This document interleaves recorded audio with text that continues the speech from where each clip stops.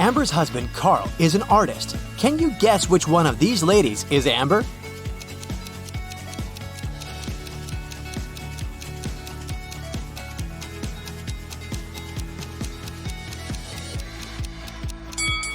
It's the lady in the middle. She has the same paint stains on her clothes as Carl has on his jeans.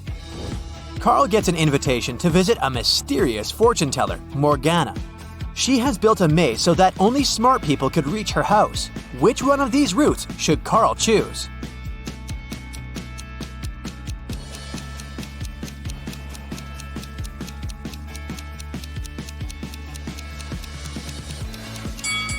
Only the first path will take him to the final destination. Morgana treats Carl with a welcome drink. Only one of these 3 drinks is safe. Can you guess which one?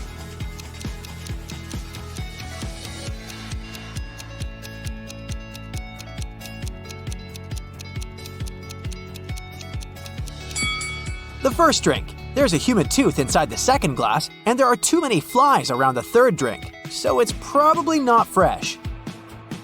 Morgana says, I've got a surprise for you. People put it on the table but never eat it. What is it? Can you guess?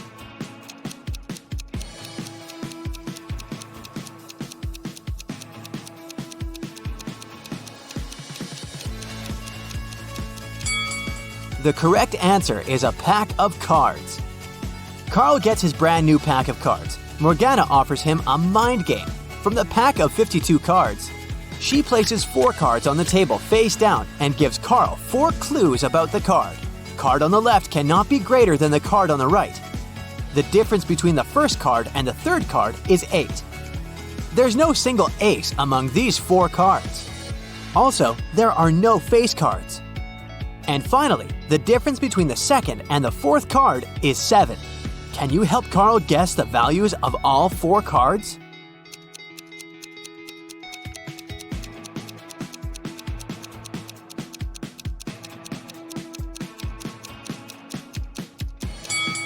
Alright, let's put everything on the table.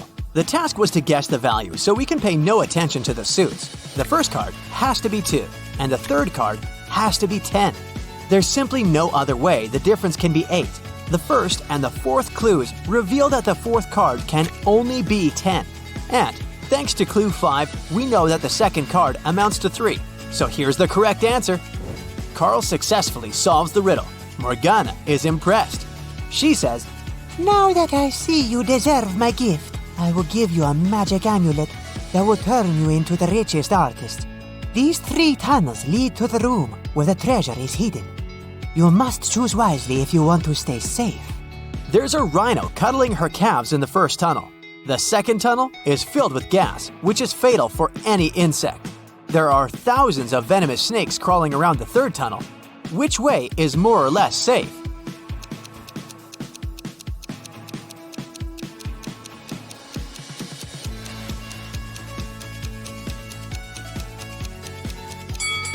The second one. Nobody said that the gas is dangerous for humans. The next day, Carl feels sick and goes to the hospital. He meets these 3 women in the lobby. Can you find a doctor's wife among them?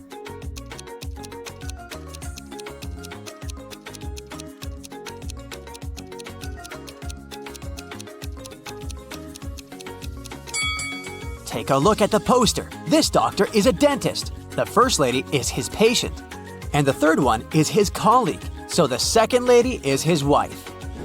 3 doctors approach Carl, but one of them is fake. Can you guess who?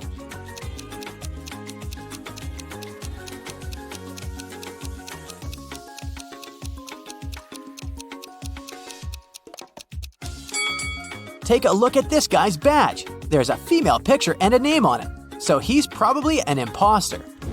The doctor invites Carl to his lab. Can you help him find these 3 items?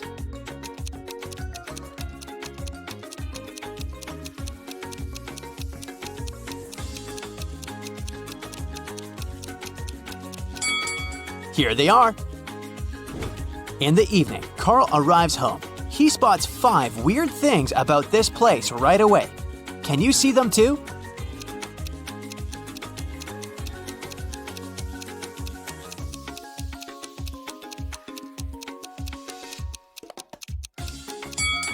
The house number is hanging upside down. This raccoon is talking on a cell phone. The bicycle is moving without a rider. This lantern doesn't have a lamppost and floats in the air by itself. And finally, these flowers in the garden are blooming in the middle of winter. Carl enters his house. Surprise! His friends prepared a secret party for his birthday. Everything goes well, but suddenly the lights turn off for 30 seconds. When the power is back again, Carl sees that someone has sneaked his lucky amulet from his neck. He questions 3 suspects. Rick says, "I was cooking snacks in the kitchen. The light turned off so suddenly." Bella says, "I was in the middle of a chess game when the power turned off." And Ren says, "I've been dancing in the living room for the last 30 minutes, and the dark didn't stop me." Who's lying?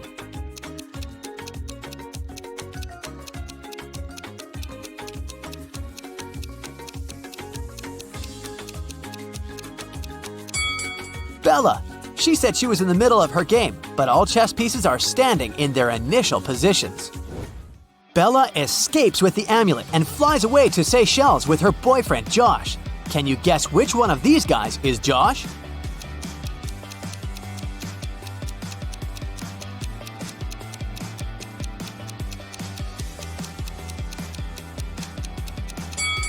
The second guy. He's lying on her beach wrap. Bella is watching a boxing match on TV. It's a friendly match between 2 heavyweights, which consists of 12 rounds, but it was finished after the 7th round because the boxer knocked out the other one. But during the match, no man threw even a single punch. How can this be possible?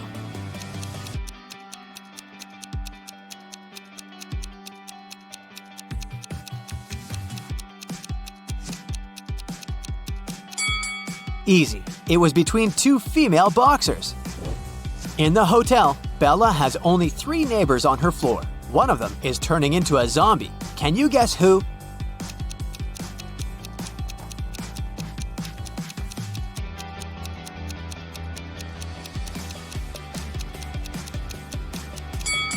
This lady. It's hot. Why is she wearing a warm scarf?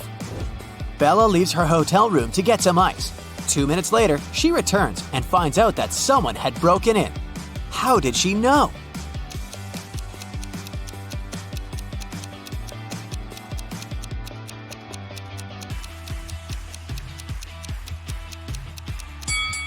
When she was leaving, the balcony door was opened and now it's locked.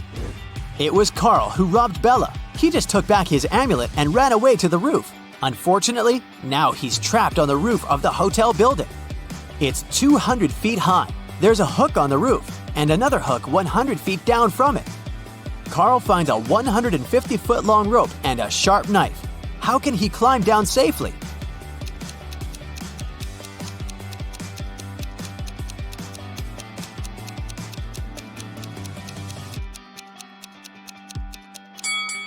Carl should cut the rope into 2 parts, 50 and 100 feet. Then make a knot at the end of the shorter rope and put the longer one through it. Then he should slide down the ropes and untie the longer rope to be able to use it again with the second hook. Carl uses his lucky amulet and his art becomes super famous. One day, he receives a phone call from the police. They arrested a group of criminals who tried to sell illegal copies of Carl's artwork. They confiscated 3 paintings. Carl said that one of them is original. Can you guess which one?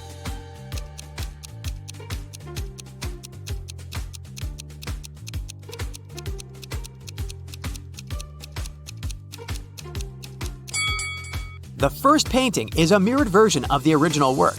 The second one has a barely visible handprint. Therefore, only the third painting is original.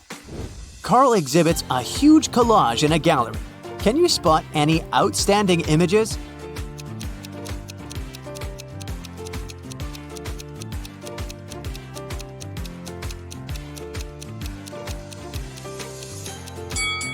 This guy over here. Carl goes to the gym for a morning workout. He sees something weird and freaks out. Can you spot what's wrong?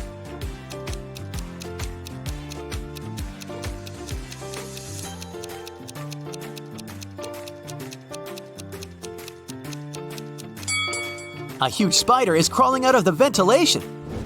Carl puts his bags in a locker before going to the gym shower. He locks it and takes the key with him. He hangs the key on a hook together with his towel.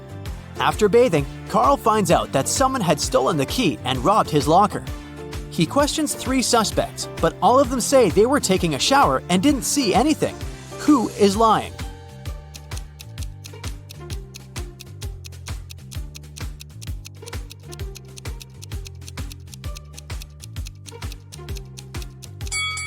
The third guy. Take a look at his feet. They're too dirty for a man who has just taken a shower. Suddenly, somebody pushed Stacy into the water.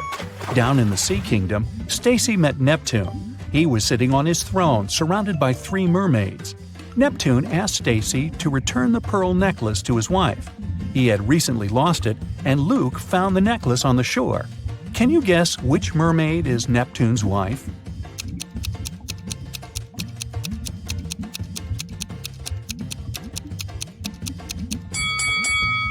The third one. She's the only one who's wearing an engagement ring. Another working day at the chocolate factory. Jason decided to prank Freddy and covered a raw chicken egg with a layer of chocolate. Then he wrapped it and put it among real chocolate eggs on a tray. When Jason brought the chocolate eggs, Freddy spotted the fake one immediately. Can you figure out how?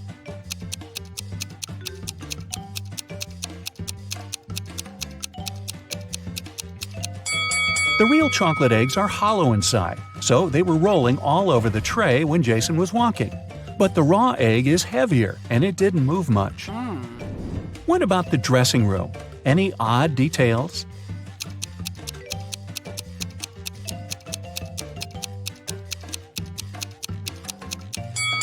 These hairy clawed paws can't belong to a human. Next, Bella decided to visit a hairdresser. The manager asked her to wait for 20 minutes. Bella took a seat in the lobby and accidentally fell asleep. When she woke up, she saw that someone had cut her long, beautiful hair. She got furious and questioned 3 suspects. Maya said that she had been busy with another customer. She didn't see what was going on in the lobby. Rick said that he had been eating his lunch outdoors. And Sally said, "Who do you think I am? I don't steal hair. That's ridiculous." Who is lying?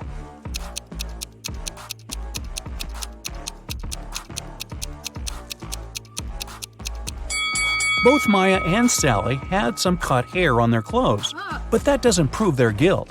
But Rick's lunchbox is full of food, which means he was busy with something else during his lunch break. Very suspicious. Bella's evening dress was too long and classy. She couldn't go to the concert hall by subway.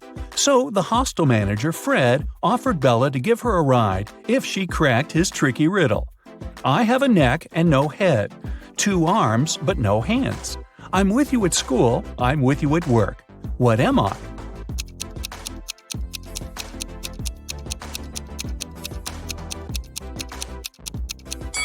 The correct answer is a shirt.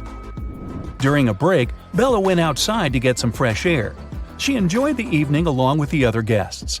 Suddenly, a street dealer offered Bella a diamond necklace for $20. What? She agreed right away and put the necklace on. Okay. Soon, 3 guests came over to Bella to claim the necklace. Pam said, "How dare you? This necklace has been in my family for ages. I lost it in the ladies' room." Diana said, "This piece looks very similar to my necklace. Someone stole it as I was moving through the crowd today. In any case, my jewelry collection is insured." And Sheila said, "I noticed that the necklace was gone after visiting the buffet on the 6th floor. Can you help Bella return the necklace to its real owner?"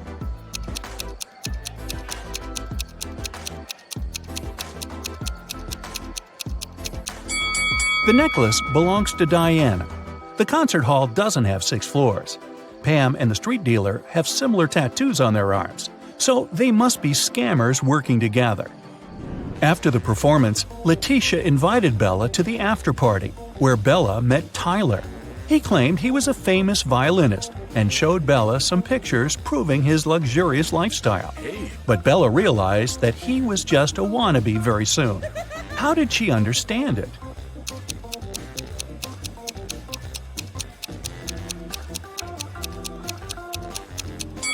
Take a look at the trees in this picture. It's obvious that the wind is blowing to the right. Meanwhile, Tyler's hair seems to be swept to the left. The picture has been photoshopped. The next morning, Bella went to buy some groceries. She didn't have much cash, so she bought only 2 items, cheese and bread, and paid $1.10 in total. The cheese cost $1 more than the bread. How much did the bread cost?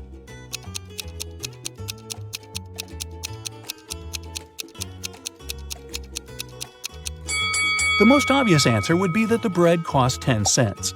But if the bread cost 10 cents and the price of the cheese was $1 higher than that of the bread, the cheese would cost $1.10, and the total, in this case, would be $1.20. The correct answer is that the bread costs 5 cents and the cheese costs $1.05.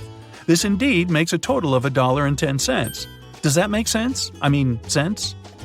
Freddy decided to pay Jason back. He dressed up as a ghost to scare him. But suddenly, several real ghosts appeared in the room. Can you figure out which of these ghosts is Freddy?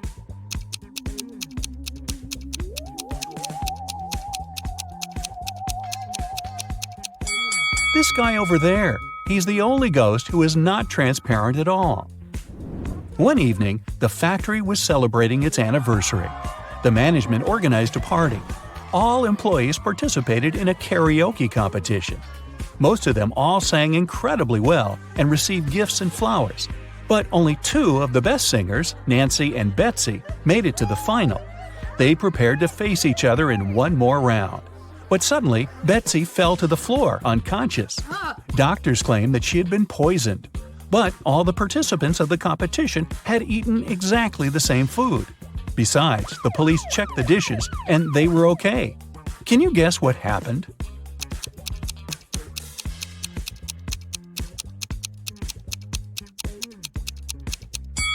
Someone poisoned Betsy's flowers. Next day, Freddy came to work as usual. He looked around and exclaimed, "Wait a minute! Who's brought a cat to the chocolate factory? No pets are allowed here. Can you see any animals?"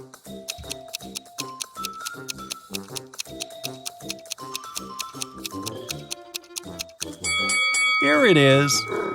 The cat got scared and ran away to another room. Freddy followed it. Can you spot the cat now?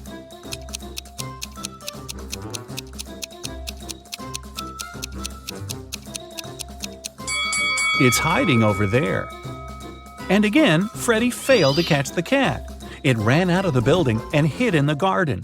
Can you help the guy find the cat?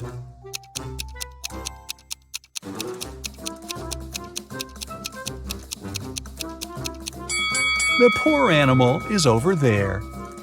Freddy caught the cat and found a small note attached to its collar. It had contact information. Freddy called the cat owner, but no one answered the phone. So, after work, Freddy took the cat and went to the address mentioned in the note. It was a creepy castle. The door was locked and required a password. Can you help Freddy crack the code using this hint?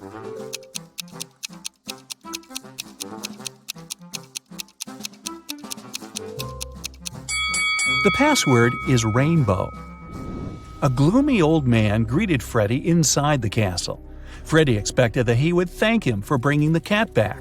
But the old man began to laugh evilly and locked all the ways out. Then he said, "If you manage to complete 3 tasks I give you, you will get $1 million. But if you fail, you'll stay in my castle forever. Here's the first task. Help me find my glasses among all these vegetables." Can you help Freddy?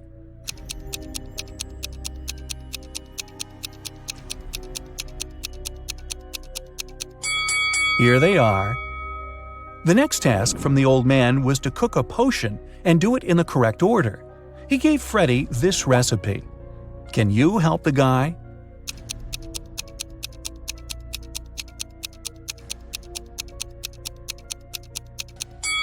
First of all, you gotta put curry. Then go for blueberries to make the potion look greenish. And finally, add tomatoes to make the potion look brown. As for these vegetables, Freddy doesn't need them. And the third task is to find a book in this messy room. Can you see it?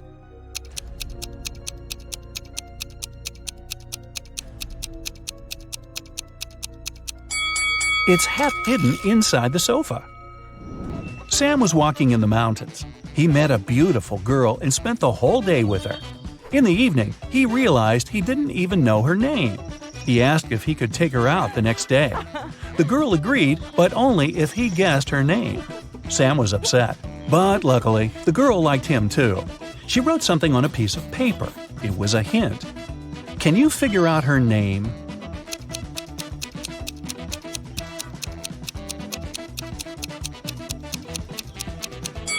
Ignore the numbers and look at the letters. Together, they make up the name Regina. Sam rented a cabin on a beautiful deserted beach. He called Regina and invited her over, but she complained that she'd broken her leg. Sam offered his help and invited Regina to stay in his house until she recovered. He brought her to the cabin in his arms like a real gentleman. Yeah. Regina was hungry and asked Sam to go buy some food. When Sam returned, he saw that someone had robbed his house. Regina said she had been sleeping and hadn't seen the robbers. Sam called the police and said, "I guess my new girlfriend is a thief." Why did he think so?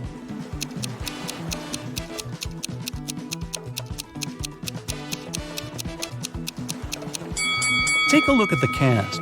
At first, it was on the right leg, but now it's on the left one.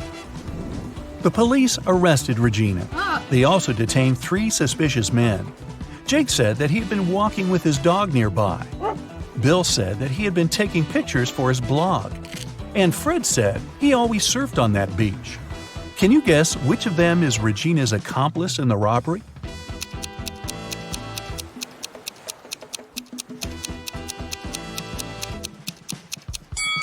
It's Bill. Take a look at his arm. He has a tattoo with Regina's name. Blue ocean, golden sand, green palm trees, fresh fruit.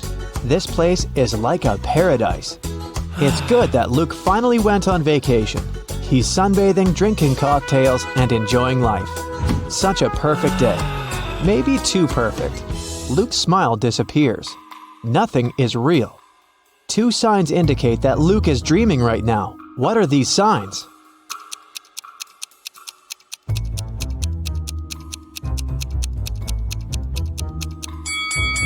The first thing is that there are 2 suns in the sky. The second sign is that the ocean has no waves. Luke gets scared. He realizes he's sleeping. At this moment, a giant kraken comes out of the ocean. It stretches huge tentacles towards Luke and screams out like a siren. How can Luke escape from it? Where should he run?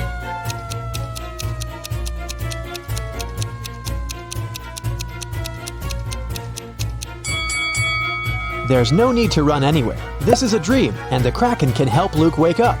The monster grabs the guy, and he opens his eyes and realizes he's in a laboratory. He was caught a few days ago. A group of people have been conducting strange experiments on him all this time. It wasn't the kraken he heard, it was a real siren. Flashing red lights illuminate the lab. The room itself is a mess. Lots of stuff on the floor, overturned tables. There are no people, only pictures of some scientists on the wall. There should be a key to the door among all these documents and garbage. Quickly, help Luke find it and escape.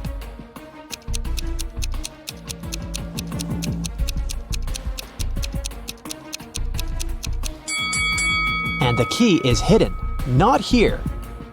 It's not needed. The door isn't locked, see? Luke is about to leave the lab, but wait, what does he need to take with him? Look around the room. He can only take 1 item.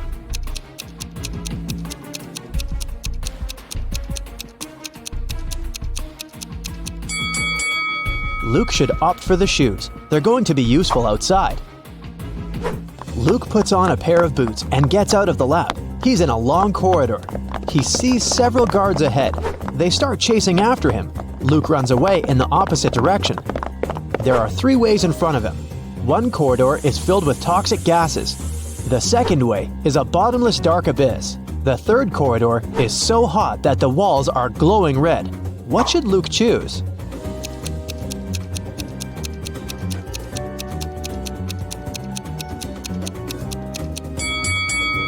The second hall with a chasm.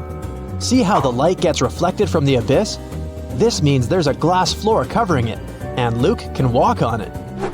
Luke runs through the second hall and finds himself trapped. Several guards are standing there and everyone is looking at him. It seems like there's no chance of getting out, but wait a minute, the guards are not dangerous. Why?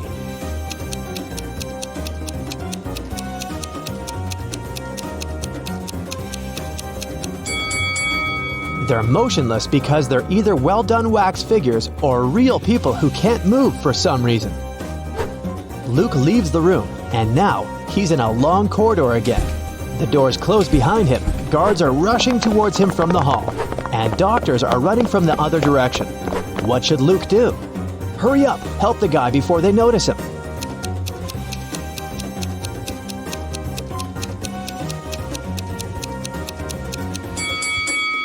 Do you see a laundry basket? There are white coats there.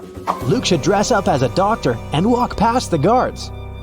The guy enters one of the many doors and finds himself in a large room for experiments. This is where they keep their test subjects. There are several locked cells with people sitting inside. They ask Luke to release them. Unfortunately, he can only free one prisoner. But who? A werewolf is locked in that cell. An electrical human is in another. A seemingly ordinary girl is locked in the third one. In the furthest cage, there's a guy with a shark's mouth.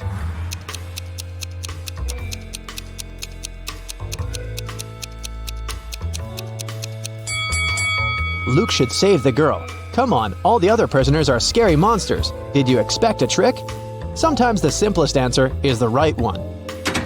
Luke opens the cell. The girl's name is Jessie, but she doesn't want to go with Luke. She doesn't believe him. Why?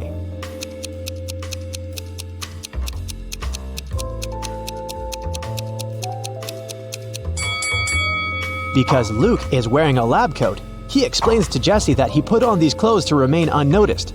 He's as much of a prisoner here as she is. Jessie finally believes him. Together, they escape from the lab, but the guards and scientists notice them. Our heroes are trapped. There are 3 rooms in front of them. An electrical current is running non-stop through the first one. 3 ferocious lions are in the second room. There's a fire raging in the third one. How should Luke and Jessie escape?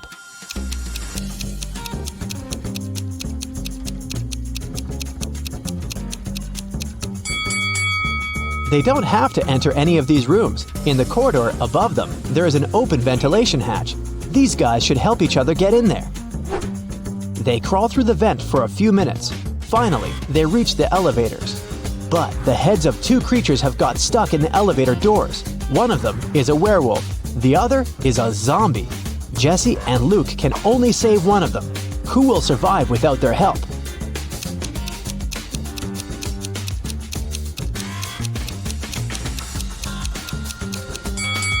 The guys save the werewolf because the zombie is no longer alive anyway.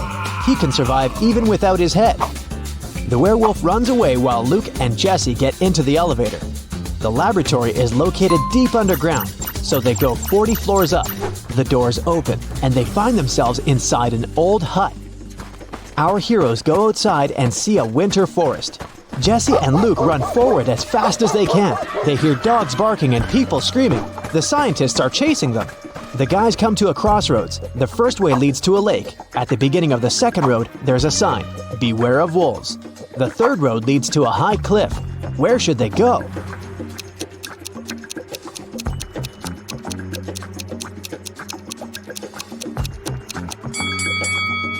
It's winter now, so the lake is frozen. Luke and Jessie run across the lake and find themselves in a clearing. 2 guys are standing there. Both of them seem normal. They ask Luke and Jessie if they can come along. Luke feels that one of the guys is not who he claims to be. How can he figure out which one it is?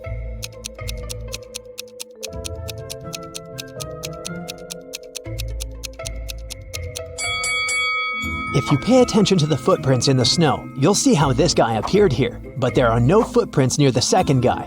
How did he get here? It's suspicious. Jessie and Luke agree to take along the first guy. His name is Max. He says he's also escaped from the lab. He knows there's a road somewhere nearby, so they decide to find it. They wander through the forest for several hours. No one seems to be chasing them anymore. But now, they have a new problem. They're cold and hungry. Sometime later, they see a small house where they can warm up. But the door is locked. Where's the key?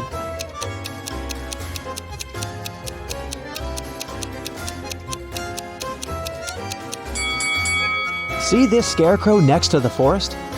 The key is in its hand. The guys open the door and find food and clothes. They rest, eat, and get warmer. Soon, they're ready to set off. There's an old car in the backyard. There's even some gasoline in its tank. But when Luke is driving it out of the yard, the car runs over a nail. The tire is punctured. Now they have to walk again. It's getting darker and colder. Despite warm clothes, our guys start freezing. How can our heroes keep warm?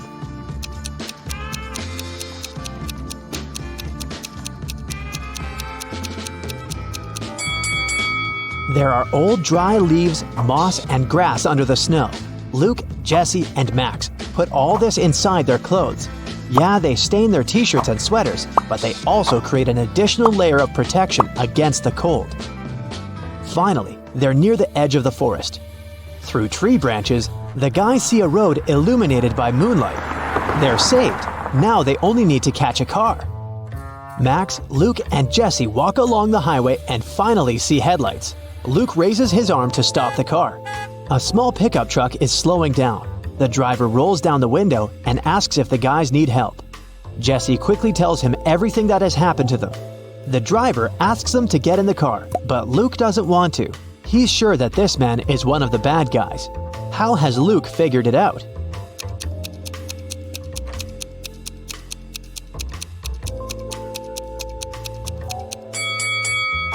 When Luke woke up in the lab, he paid attention to the pictures of the scientists on the wall. This driver is one of them. The guys run back into the forest where they come across a pack of wolves. The hungry animals surround our heroes. One of the wolves is about to attack, but a loud howl scares it, and it runs away. A monster covered with fur comes out of the bushes. Max screams and is about to run away, but Jesse and Luke look calm. Why?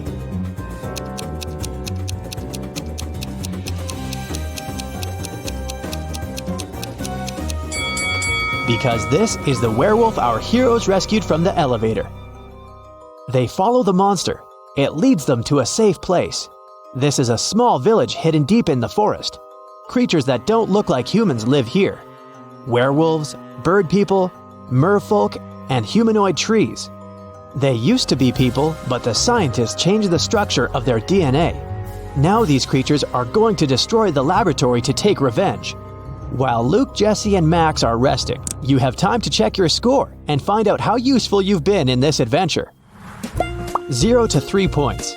Luke wouldn't have gotten out of the lab if he had listened to you. It's still difficult for you to get out of tricky situations. Maybe you were too nervous. Or perhaps you should work on your ability to focus. 4 to 7 points. You've been helping the guys get out of trouble pretty well, but still, this is not enough to become a team leader. You'll definitely get better after a little more practice. 8 to 11 points. You can find a way out of almost any difficult situation and deal with any problem. Just a bit more, and you will become a perfect leader. 12 to 15 points. You're a real hero. You can successfully overcome any difficulties and lead large groups of people. Don't lose your focus. It'll help Luke and his friends in their next adventures. 16 to 17 points. You're the best of the best. Problems don't scare you. They entertain you. Ken went rollerblading on Sunset Avenue when he tripped over a rock. He fell down and hurt his head. It started bleeding, so the ambulance took him to the nearest doctor. As soon as Ken was allowed to have visitors, 3 ladies came inside his room saying they were Barbie. They looked pretty, so Ken got really confused. Take a look at the 3 women that say they are Barbie and see if you can figure out which one is telling the truth.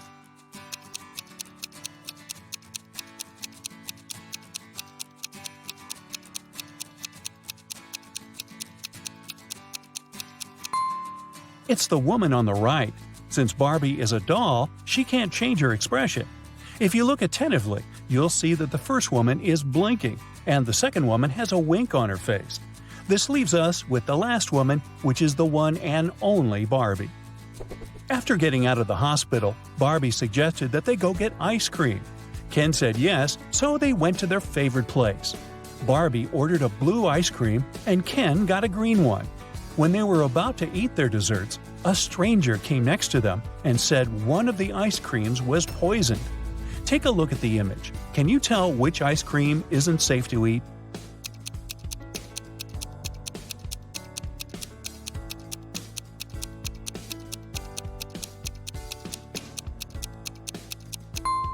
It's Ken's ice cream. Sure, it was originally green, but there's a strange smoke coming out of it. It's probably a reaction to the poison. Yikes! Sure looks like someone's after him, huh? One lovely morning, Barbie was driving to work when her sight suddenly went black. She woke up in an empty warehouse. There was nothing but 4 doors in front of her. She heard very loud noises, like there was a monster approaching. She felt like she needed to escape quickly, otherwise she would turn into the monster's dinner. The 4 doors had signs on them. The leftmost door had a sign saying, "Take the door on the right to break free." The sign on the second door said, "It's the right door." On the third door, it was written, "Freedom is just right in front of you." And the last door had a sign saying, "Don't trust the signs." Can you help Barbie? Which door should she choose?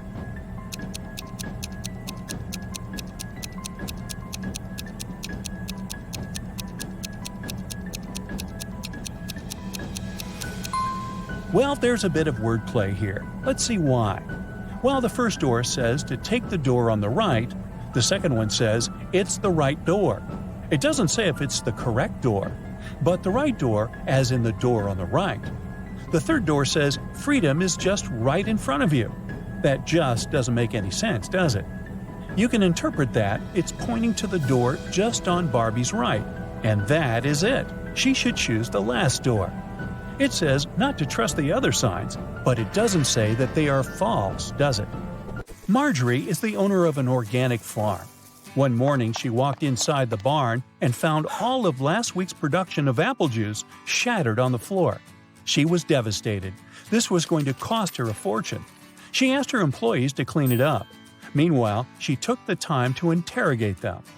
Sean, the farm's volunteer, said that he had put all of the apple juice bottles on the shelf before heading home. He said everything seemed fine until then.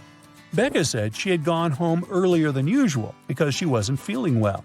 She said she hadn't even gone inside the barn all day. Tom said he had spent the day painting the fence and also hadn't visited the barn. Can you tell who is lying?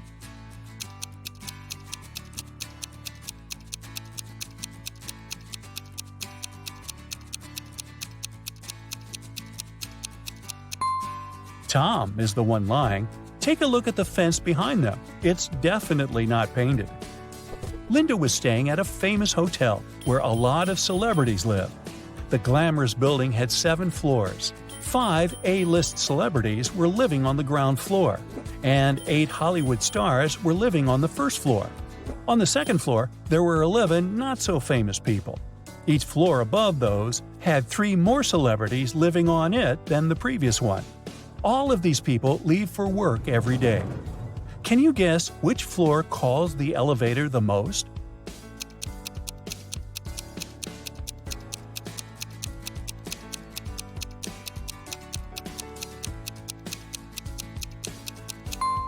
This is a tricky one. It's on the ground floor.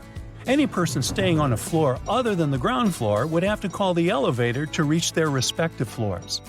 Brendan works in the same company as Mary. He's had a crush on her for months and has been trying to impress her in any way he can think of. That's why he decided to take part in the Brain Challenge, a contest his company organizes once a year. By saying yes, he had to answer a bunch of expert-level questions and solve some pretty difficult riddles. For the first round, he had to crack a rebus puzzle. Take a look at the piece of paper they gave him. Can you guess what the answer is?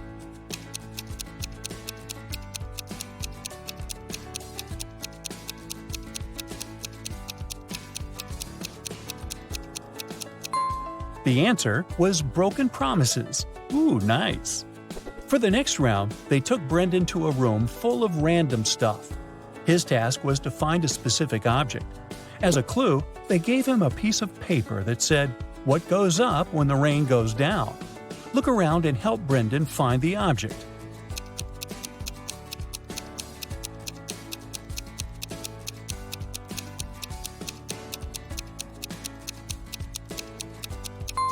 It was that red and white umbrella over there. That makes sense, huh? Then Brendan was taken into an empty room. The room's door was sealed with a letter combination lock. He looked around and found a slip of paper with the following written on it: P plus 3, N 1, B 1, N plus 4, S plus 1. Can you help him figure out the code word?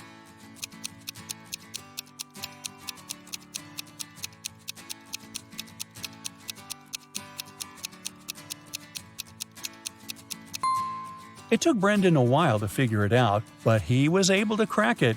The code word was SMART. The key to this riddle was hidden in the alphabet. Let's see how it works. P plus its 3 following letters is S. N, one letter is M, and so on. For the final round, Brendan had to solve an AI riddle. If he answered it correctly, he would win the contest's main prize and probably Amy's heart. The riddle said, I speak without a mouth and hear without ears. I have no body, but I come alive with the wind. What am I? Can you guess what Brendan answered?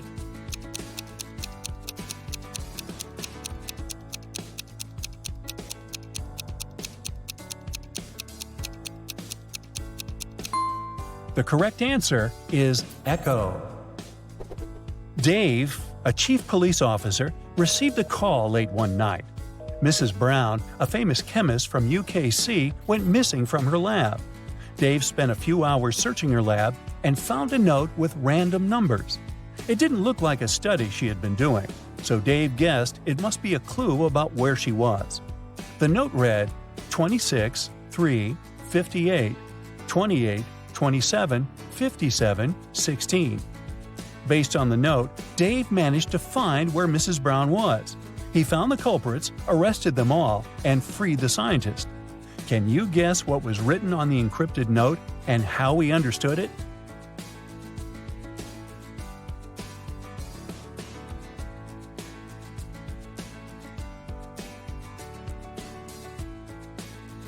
Here's how he figured it out. Each number on the note corresponded to an element in the periodic table. So the element that corresponded to the number 26 is Fe, iron. The number 3 is Li, lithium. And 58 is Ce, cerium. Using this logic, the first line spelled out Felice. By the same logic, the second line spelled out Nicholas. After discovering the names, Dave must have tracked the two people down, arrested them, and discovered where they had taken Mrs. Brown. In a small town, 3 teachers went on leave all on the same day. Janet said she had gotten into a car accident and had broken her leg, so she was having difficulty walking with her new cast. Emma complained that she had a very unfortunate workout and had injured her neck, so she was having trouble looking sideways. And Tina said she had fallen from her bike and had hurt her arm. One of the teachers was lying. Can you tell who?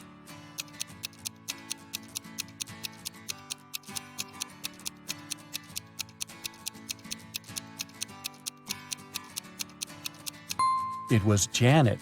She claimed she was having difficulty walking with her cast, but she didn't even have crutches. She must be the one lying.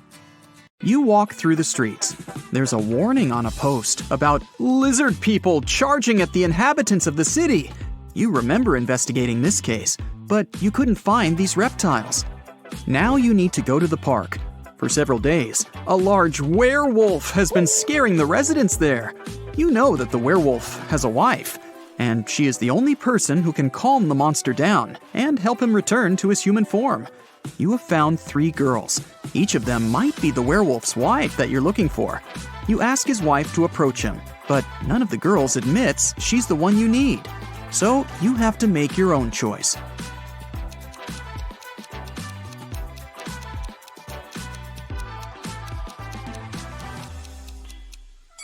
Do you see some wool on this girl's clothes? It's the wolf's fur, which means she's the wife. She walks up to the monster, hugs it, and the werewolf turns into a human. You're walking back to the car and hear some screams coming from the water. A woman is calling for help. You run into the river and swim toward the drowning woman. But when you approach her, you see 3 people. They're all screaming, but only one of them is a real human and needs help.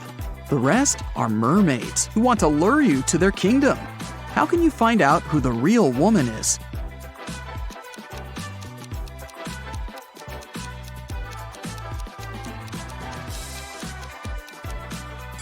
Just dive and check who has a fishtail. Emily has won the lottery, and now she can choose her prize. There are 3 options: a brand new Ferrari, a Gucci handbag, and Jimmy Choo shoes. Take a closer look at them and tell which prize she should choose.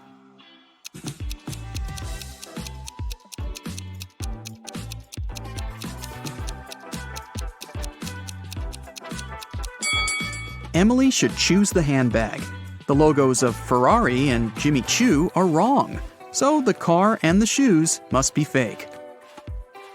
So 3 best friends have finally met in a cafe to discuss some business. Val orders a big cake with fruit. Simon asks for a glass of soda. And Leo takes an energy bar out of his bag and starts eating it. The waiter brings the cake and the soda and leaves.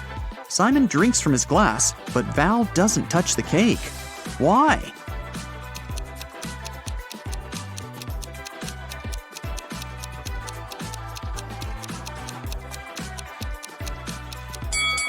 There are slices of tomatoes and cucumbers on it. Val asked for a fruitcake. An archaeologist makes his way through the dense jungle of an unknown island. He's looking for a valuable treasure, a 2,000-year-old ancient cup. If he manages to get it, he can sell the artifact for millions of dollars. He comes out to a small lake with a waterfall. He dives under the water and notices 2 caves. The cup is inside one of them. Where should the archaeologist go? Think faster, he's running out of air.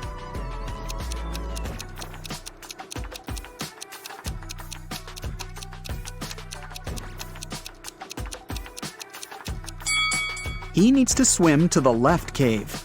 Air bubbles are floating out, which means there is some dry land inside the cave. 3 guys are sitting on the sidewalk. They're all in dirty clothes and look tired. Each of them hopes to get some money from people who are passing by. But nobody helps them, since one of these homeless people only pretends to be poor. Passers-by see this and don't want to help any of them. Who do you think is pretending?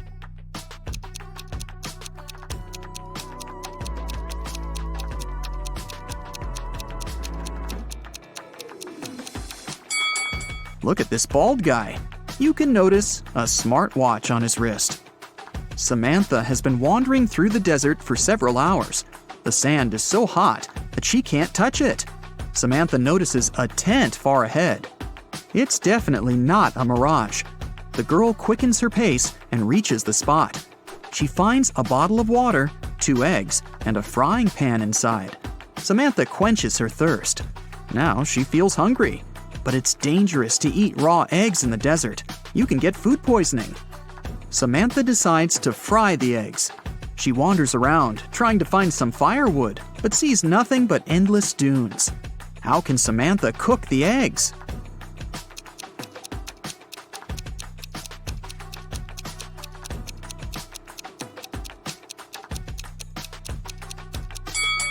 She can put the pan on the sand. It's hot. The sun will add to this heat, and the eggs will fry. After taking a shower, Albert realizes he's lost his wedding ring. It seems that the ring fell down the drain. Oh no, his wife will return home soon, and she'll definitely notice this disappearance. The wife enters the apartment. She looks at her husband, asks him to turn around, and pulls the ring out of his hair. It got caught there while he was in the shower. But how did the wife know the ring was there? Albert was facing her.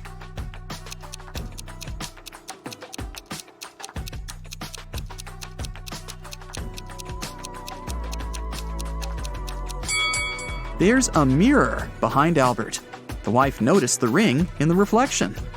2 powerful film producers are having breakfast in an expensive restaurant. They discuss the budget for a sequel to a very successful movie that got $500 million at the box office. They speak very quietly, since they mention important details of the script. They suspect that someone might overhear them. The producers are right. Some curious people are indeed eavesdropping on their conversation. Can you find them?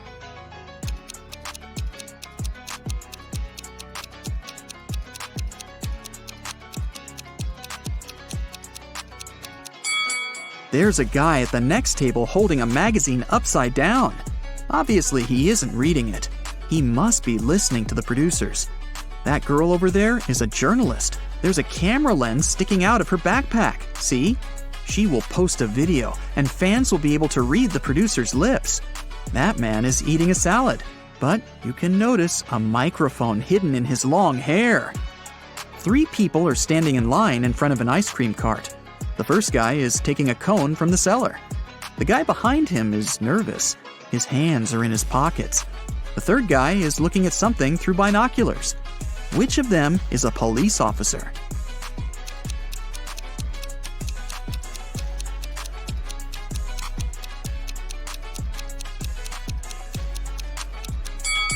Look at the first guy. He's got a police radio in his pocket. "Where's my money?" the owner of the diner screams. It's 30 minutes till the end of the working day, but there's no money in the cash register. 3 employees have been working today, but they swear they haven't touched the money. They say there have been no customers in the diner. The boss doesn't believe them. He studies the employees, trying to figure out who's the thief. Linda is wearing a pair of sunglasses, jeans, and a stylish t-shirt. She also has an expensive phone. Michael is dressed in costly designer clothes. Sarah is wearing a regular jacket and a long skirt. Who do you think has stolen the money?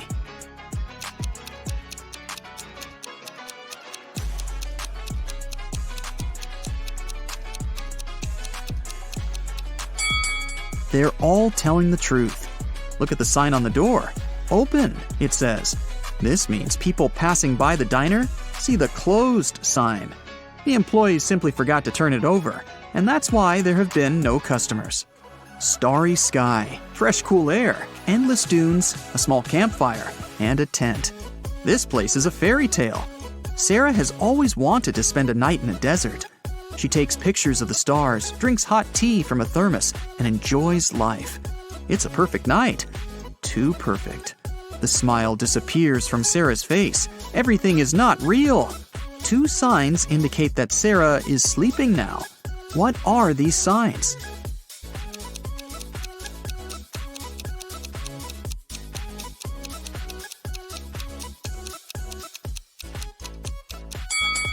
Two moons are shining in the sky. A sea crab is looking at Sarah from the sand. But it's scorpions that usually live in deserts, not sea crabs. Mary opens her eyes and realizes that she's in an unknown place. There's a lot of trash in the room.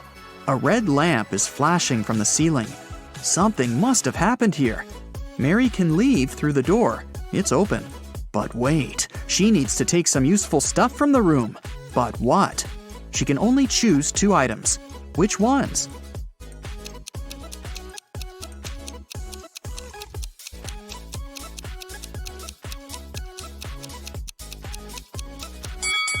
Mary needs to get scuba gear and a mask.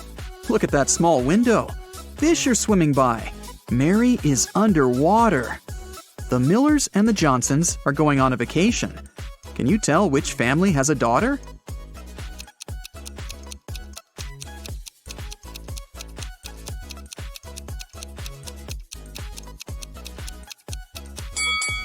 Take a closer look at their suitcases. The Millers have 2 suitcases, but the Johnsons have 3. The extra one must be their daughters, who probably just left for a while. Let's move to Norway. After the Christmas break, 2 twin sisters, Alicia and Ada, came to visit their mother. However, one of the sisters has a boyfriend from Thailand, who she had visited right before her mother. Can you tell which one?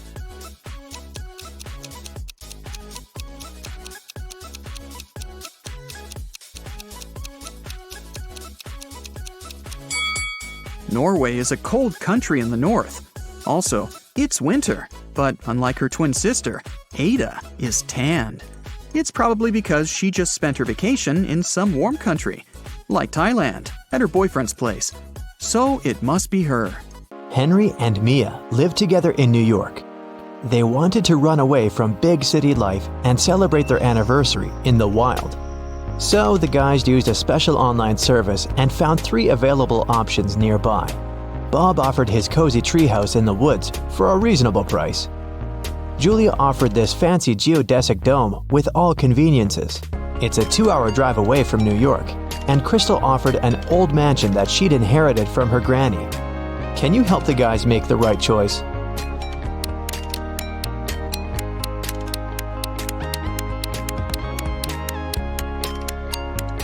Take a closer look at the picture of the dome. It's located near the Leaning Tower of Pisa, which means this property is in Italy, and it can't be 2 hours away from New York. And Crystal's granny's ghost is still in the house, so Mia and Henry should choose the treehouse. The guys contacted Bob, booked the house, and hit the road. Mia is a famous blogger, so she decided to post all milestones of their journey in her stories. Can you spot any differences between these 2 pictures?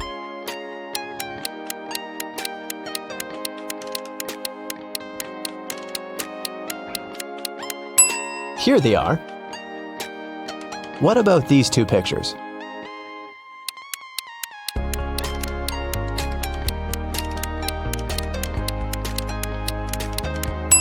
There are 3 differences.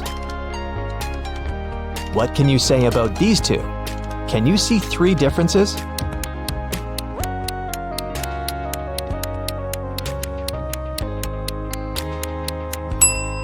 Here they are. While the guys were driving along a highway, someone threw a can of paint into their car. Mia and Henry stopped at the nearest car wash and interviewed 4 other drivers.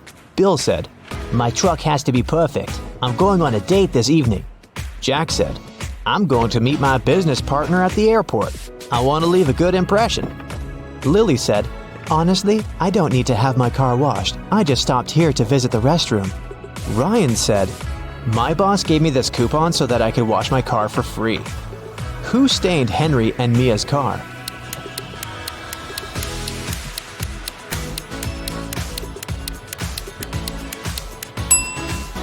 Lily. Her right hand is stained with the paint of the same color, and besides, she has a print of Mia's face on her t-shirt. She's definitely obsessed with her. The guys washed their car and continued on their journey. They had to choose one of these 3 roads to reach their destination. The first one went through toxic swamps. People often get lost in that area. The second path went near a river with creepy sirens. Their singing made everyone jump into the water. And a band of angry robbers was waiting on the 3rd road. Which way should the guys opt for?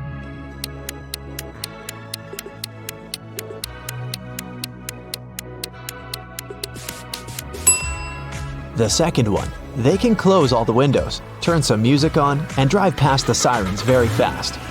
Mia suggested visiting the farmer's market to buy some fresh produce for their romantic weekend. When they entered the marketplace, 3 sellers offered them apples, but only one deal was safe enough. Can you help the guys make the right choice?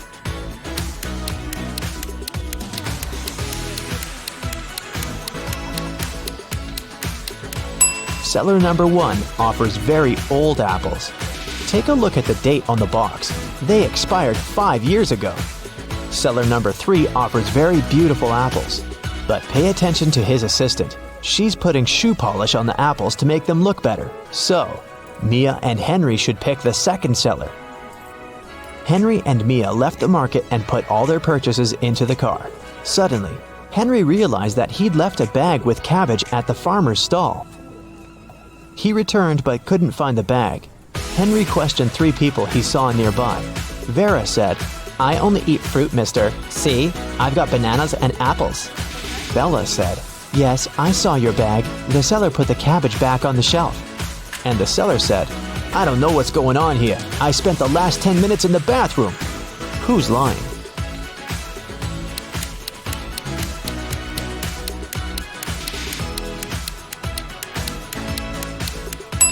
Vera.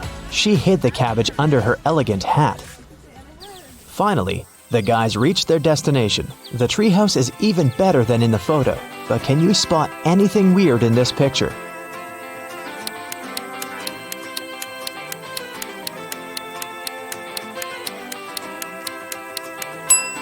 This raccoon is wearing sunglasses. The owner of the treehouse, Bob, lives in another country, and the house is located 15 miles away from the village and other people. That's why Bob installed a special digital clock on the door. When Henry booked the property, Bob gave him a 6-digit password.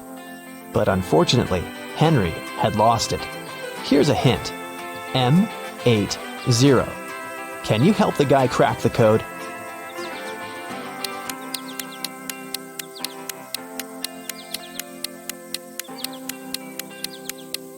These symbols are mirrored digits. Split them apart and you'll get the code 1133CC. The guys unlocked the door. But as soon as Mia entered the living room, she got very scared. She asked Henry to call the police. Why?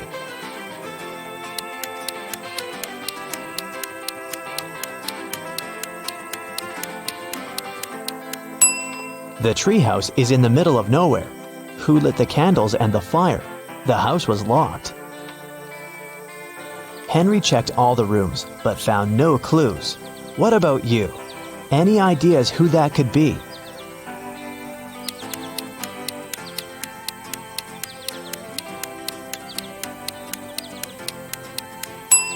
That roof window is open. Someone crawled inside the house before the guy's arrival, and now that someone is hiding under the bed. See? The guys called the police. Officers promised to arrive within an hour. Mia decided to take a shower. When she returned to the living room, she realized that Henry had disappeared. Mia searched the garden, then checked all the rooms in the house, and returned to the garden again. But she failed to find any clues. Can you help her?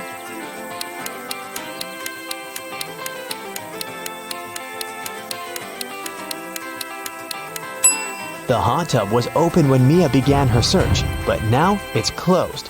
Pretty suspicious. Mia was walking through the garden. Suddenly, a man in a mask popped out of nowhere and pushed her. Mia stepped on a trap and fell into a deep well. She yelled, "Please help me out!" No one answered, but Mia's phone pinged. The masked man offered her to play a game. Otherwise, she'd have to stay in the well forever. Here's the first riddle. I come in many different colors, and I get bigger when I'm full. I will float away if you don't tie me down, and I will make a loud sound if I break. What am I? Mia nailed it immediately. What about you?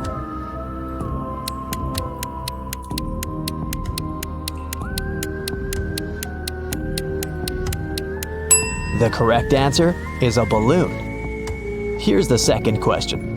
I can jump and I can climb. With many legs, I swing from tree to tree. I can make a house much bigger than me. What am I?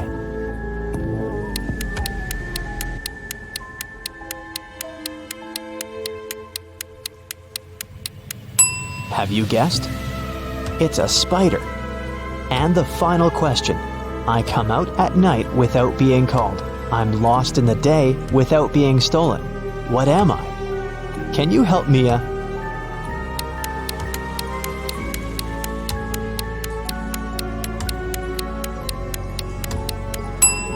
The correct answer is a star.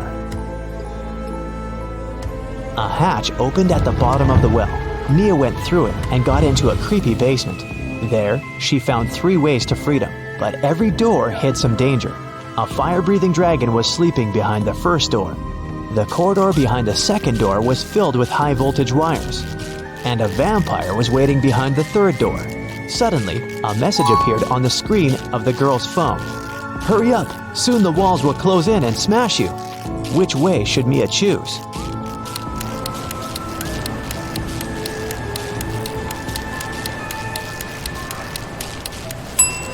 She should wait until the walls are close enough so that she can scare the vampires away with this stake and go through the third door. When the police arrived at the treehouse, they found Mia and Henry at the porch. Henry had just woken up. The robbers had put sleeping pills in his coffee. The officers searched the area and found some clues. They concluded that the criminals were planning to leave the country by train. Unfortunately, no one knew what they looked like or how big the group was, so they stopped 4 suspicious people at the railway station and examined their baggage. Can you figure out who's innocent?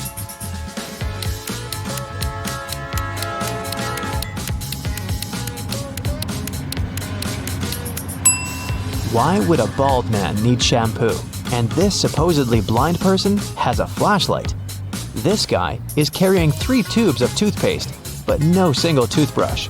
It seems that only the third guy isn't a criminal. 3 friends lived not far from one another and often met to drink some coffee together. Their names were Mr. Blue, Mr. Red, and Mr. White. One day, they noticed that under their coats, they were wearing t-shirts of different colors: red, blue, and white. Mr. Blue said, "Hey, Mr. White, have you noticed that we're all wearing colors that are different from our actual names?" The man wearing the white shirt answered, "Wow, you're right. Can you figure out the shirt of which color each of them was wearing?"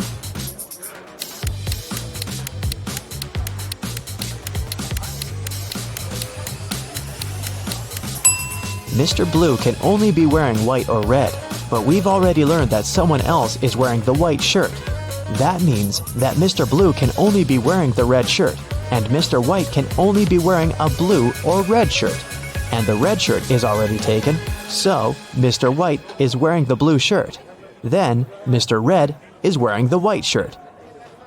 Mia and Henry decided to spend the night in a hotel nearby. The manager said that they only had 3 free rooms. Can you help the guys choose the best option?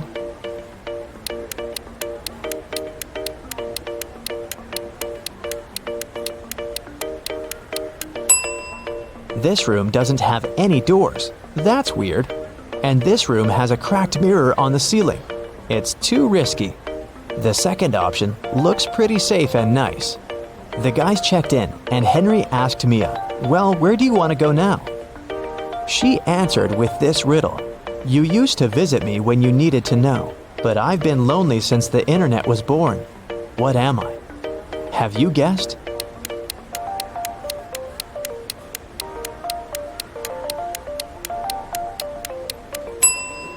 The correct answer is a library. In the library, the guys met these 4 students. One of them is broke. Can you guess who?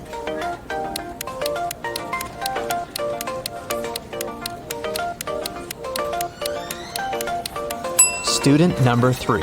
Her uniform is too large for her body. It must have belonged to her sister. Now, Bella and Ella are preparing for an epic party. Can you figure out who's not very smart?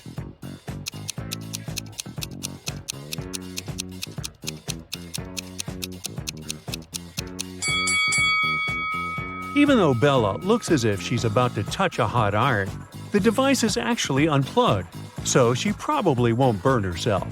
Meanwhile, Ella is about to touch a heated waffle. Bella and Ella text their friend named Mike, who never answers any questions directly. They invite him to go to a party together.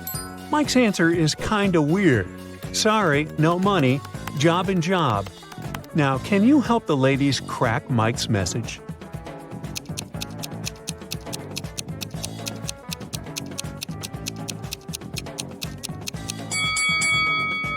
Mike said he had no money because he was in between jobs. Bella and Ella arrive at the nightclub and see a huge line at the entrance. The local guard, Greg, checks people's ID cards. His task is not to let in suspicious people and folks under 21 years old. Here's the first guest's ID card. What do you think? Can you help Greg decide if he can let this visitor in?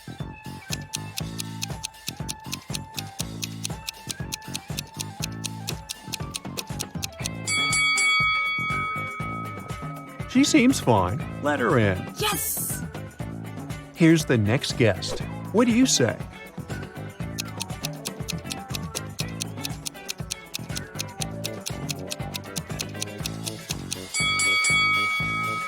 June 31 doesn't exist. There are only 30 days in June, so no entry, buddy. Oh no! Now what about this guy?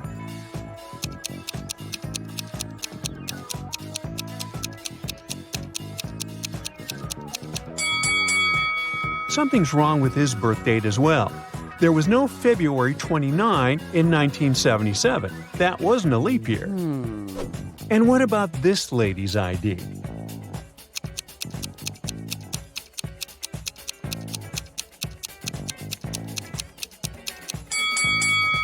Yep, she's good to go. Okay. Here's another candidate. What do you say?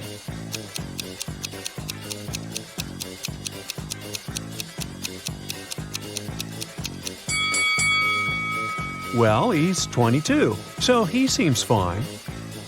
Finally, Bella and Ella enter the club building, but they take a wrong turn and get lost.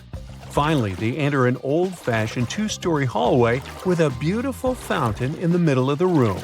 That's when Bella and Ella realize that they are not alone. There are many ghosts here. Can you figure out the exact number?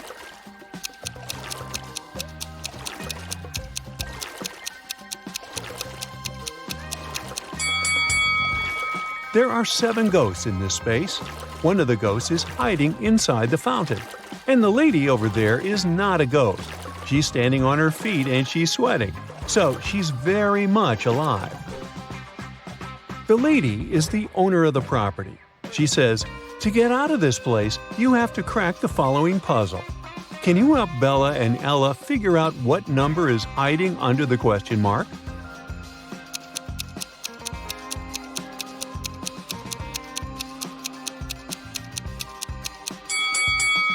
It's 1. 5 equals 1 because 1 equals 5. That was mentioned earlier in the equation.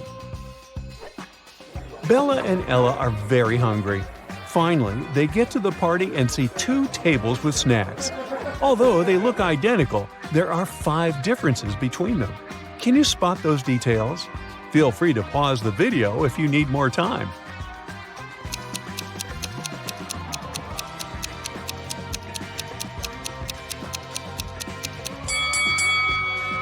Here they are. Bella and Ella take a couple of selfies at the party. Can you spot 3 differences between these pictures?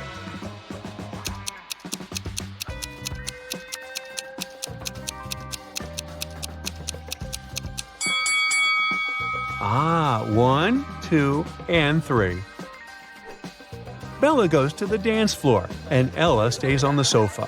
After a while, Bella returns and finds no Ella, only a creepy note on the sofa. "We have imprisoned your friend in the middle of this labyrinth. Go save her before it's too late." Bella approaches the labyrinth entrance. She's worried that once she walks in, she won't be able to find her way out. Oh my god. How can she escape the labyrinth without getting lost and wasting too much time?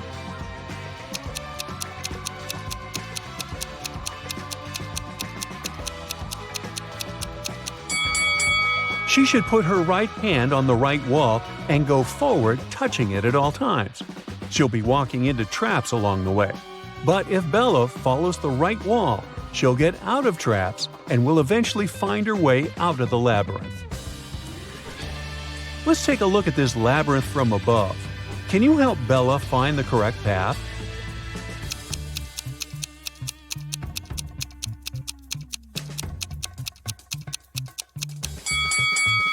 Here's the only route leading to the final destination. Bella manages to find Ella in the center of the maze. Suddenly, a secret door opens, and a creepy voice announces, "You can use this elevator to leave, but first, you have to enter a 4-number passcode to turn it on." Can you help the ladies crack the code?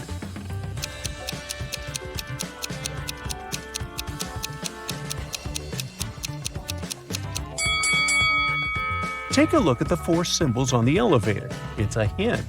Each image implies a number. The word crown consists of 5 words, so it implies 5. Necklace implies 8, ring 4, and diamond 7. And the code is 5847. Oh. Bella and Ella want to return to the party, but they face a guard who says, "You'll have to crack my riddle if you want to come in." What is that thing that you have to break before you can use it? The ladies crack this mystery right away. What about you?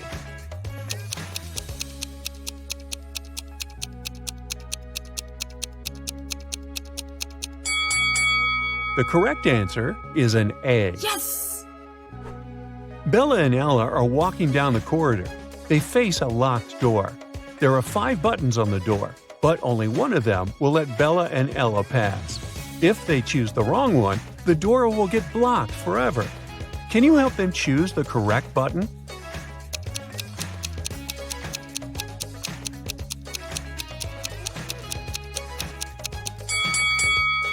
There's something special about almost all these buttons. The first one is unlike the others because it doesn't have an outline. The second one has a different shape. The third one has a different color. And the last one is smaller than all the others. The fourth button doesn't have any distinctions. That's what makes it so special. So Bella and Ella should press this one. Yay! The party goes on. 3 guys approach Ella and invite her to the dance floor. But only one of them is safe to dance with. Can you decide who?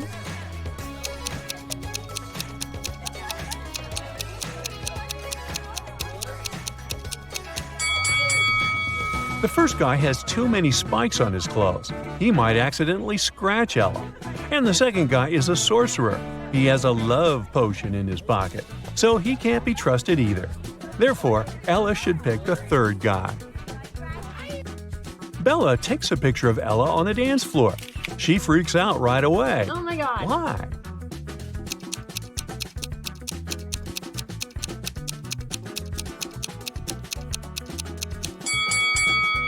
There's a skeleton among the dancing people. Ella gets very thirsty after dancing and approaches a waiter. He offers her an infinite supply of free drinks if she can crack his riddle. I'll give you 1 glass of milk and 1 glass of water. You'll need to pour the 2 liquids into a bowl, but you should be able to separate the milk from the water later. You can't use any kind of dividers. It took Ella a while, but she cracked this riddle. What did she do?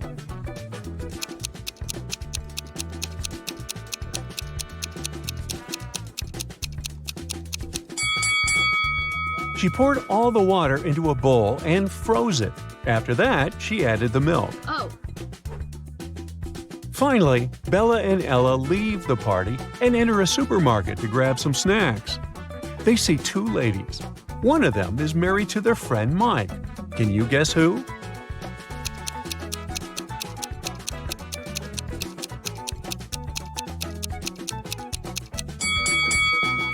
It's the lady on the left. Her shopping cart contains shampoo for men's hair and beard. Bella, Ella, and their common friends, Nick, Nancy, and Adam, are hanging out at Mike's place. The next morning, they find Mike unconscious in the living room. None of the 5 friends know what happened to him. The police show up and they find a note next to Mike's calendar. It reads 4, 12, 8, and 3. The detective already knows who attacked Mike. What about you?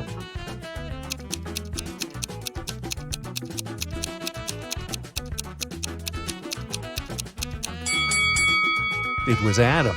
The note was next to a calendar. 4 implies April, 12 implies December, 8 August, and 3 March. Take the first 3 letters of each month, and you get the name Adam. The next day, Bella and Ella go skydiving. Oh no, Bella's parachute hasn't opened, and she's now plunging toward the ground. There are 2 places where she can land. Bella can either fall into the lake or into this large haystack. Can you help her choose the best option?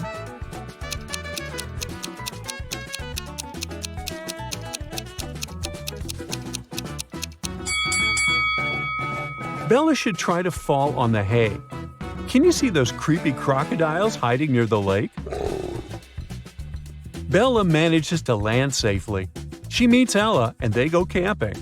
Unfortunately, Ella gets bitten by a snake, and Bella is trying to suck the venom out of her leg. Mike is also on the trip. Suddenly, he spots a black widow spider on his arm. Who's in a bigger danger, Bella or Mike?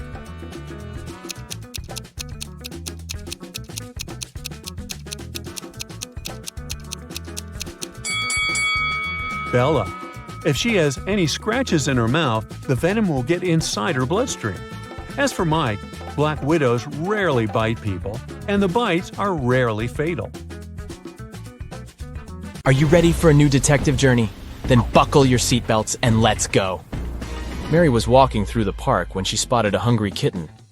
The woman decided to share her snack with the animal. Unfortunately, there was a stream between her and the kitty. She squatted down to attract the cat's attention and showed it the food. The animal was next to her in no time. There was no bridge over the stream, and still, the cat wasn't wet. How is it possible?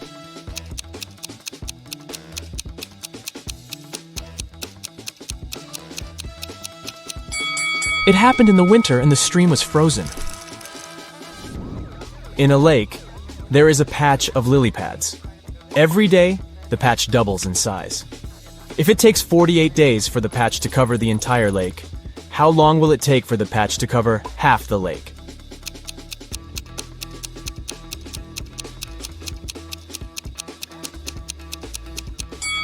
The patch doubles in size every day.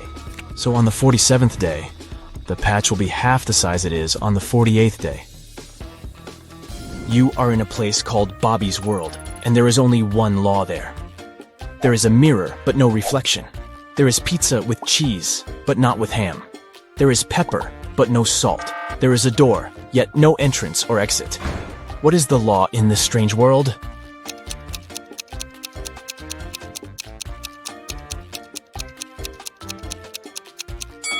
Everything in Bobby's World must contain double letters in its name. Kenneth was hungry. He found a nice diner that served burgers and bought one. After a waiter brought him his order, Kenneth went to the bathroom to wash his hands. But when he came back, his burger was gone.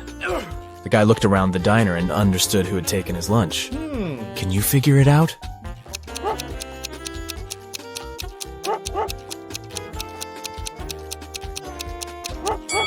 It's the young woman with a dog sitting at her feet and sniffing the air. If she was just drinking coffee, which is what she's pretending to do, the dog wouldn't be so interested in her. Look at these two guys. One is big and burly, and the other is short and thin. They're in a cafe, drinking identical drinks. The shorter one gulps his drink down in one go and leaves. The other man sips his drink slowly. Then he falls to the floor and is taken to a hospital. Can you explain why it happened if they had the same drinks?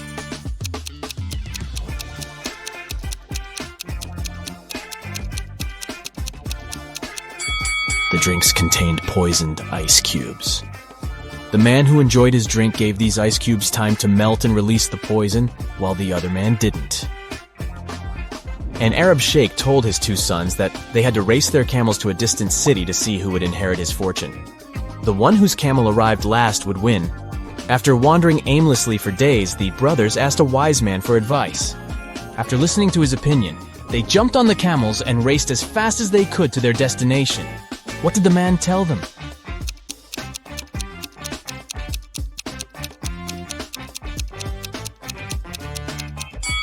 The wise man told them to switch their camels.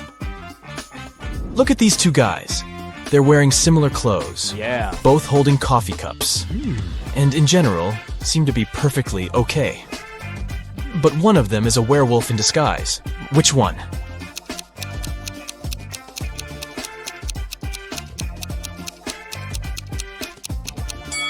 Look at the guy on the right. There are strange marks on the rim of his cup. Were they left by his fangs? Also, his pupils are a bit elongated. And there is a paw print design on the plastic bag he's holding. Is it a special store for werewolves? A rich entrepreneur disappeared from his office. The only thing he left behind was a note with the numbers 6, 4, 9, 10, and 11, and a calendar. The police have 5 suspects. All of them, the businessman's acquaintances. James, Kevin, Carol, Jason, and Laura. Who knows something about the man's disappearance?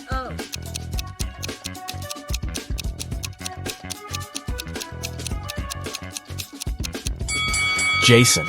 The numbers mean months of the year, and the first letters of these months make up his name, Jason.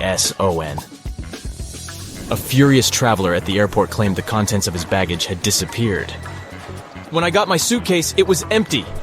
I want you to compensate for what I've lost. After checking the passenger's info, airport security found out that he had indeed left London with a heavy suitcase, and now his bag was empty and a bit wet. The whole situation was suspicious. Can you figure out what happened?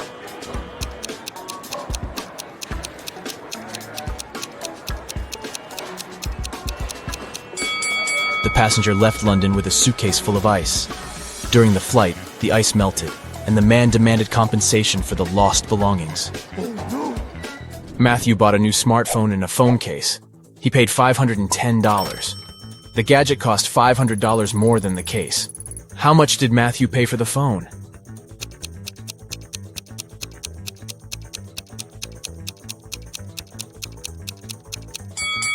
He paid $505. Last night, on a full moon, several people disappeared in the city. Locals believe that the kidnapper was a werewolf, and you are invited to investigate this case. There are 3 suspects, Jack, Levi, and Luke, but all of them have alibis. Jack was walking with his girlfriend near the river. Levi was choosing a silver ring for himself in the mall. And Luke, who is a museum guard, had a night shift at work. Which guy is guilty?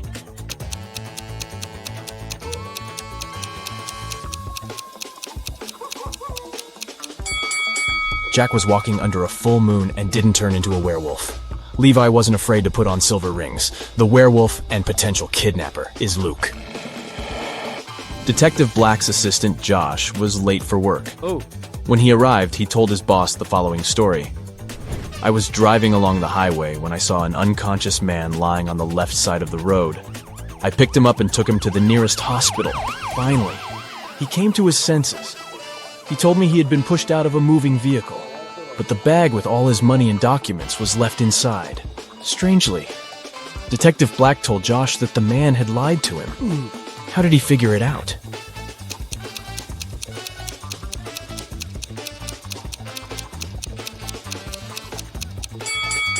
If the man had indeed been pushed out of the car, he would have been lying on the right side of the road, not the left one. Criminals caught 3 men and locked them in a basement with only one window, high above the floor. Oh, no. The men decided that at least one of them needed to escape and warn the police. The men stood on each other's shoulders, but the one on the top still couldn't reach the window. But then they did something, and one of them managed to escape. Can you figure out what they did?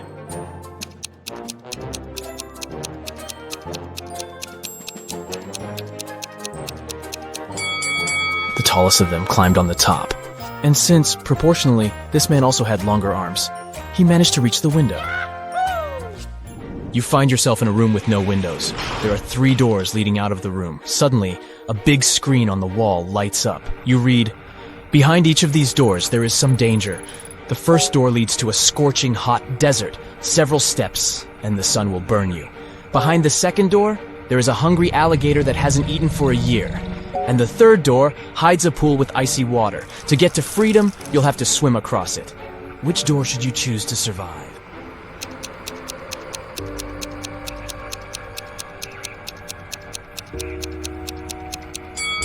Alligators can indeed go without food for up to 3 years, which means that the creature behind the second door is hungry and dangerous. Freezing water can cause cold shock in an unprepared swimmer. That's why you should choose the first door. You just need to wait for the sun to go down and walk through the desert. Oh, yes. James came to a cafe to drink coffee. But when a waitress brought him a cup, the man found a fly in his drink. He called the waitress and told her to bring him another coffee. She did. But when James took a sip from his cup, he got really angry and asked to call a manager. He complained that the waitress had brought him the same coffee. How did he understand it?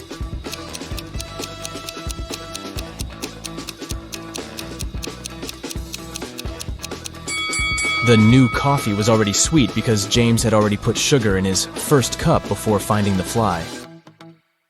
Samantha is a hairdresser who will choose to give a haircut to 2 brunettes rather than to 1 redhead. Why?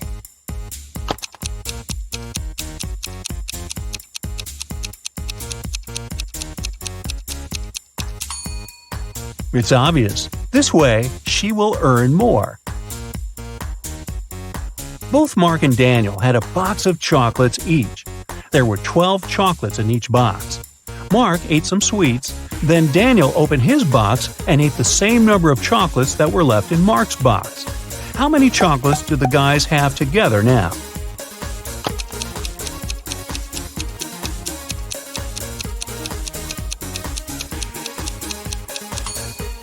Together, they have 12 chocolates. You're trapped in a secret laboratory by a mad professor. You find a corridor ending with 3 doors. Behind the first door, there's a giant shark. Behind the second one, there's a deep hole with sharp metal spikes at the bottom. And the third door hides live electrical wires. Before you have time to pick one exit, the corridor starts to fill with water. Choose fast which door can save your life.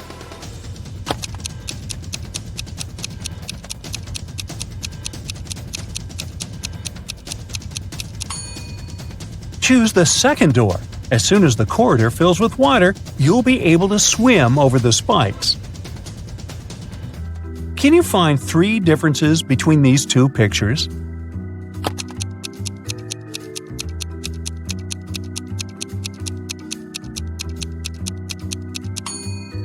Here you go, all 3 of them. How about these 2 rooms? Do you think you can find 3 differences?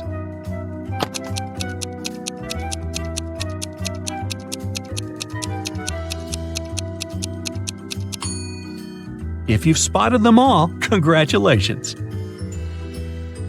Now, look at these students and tell me who is cheating.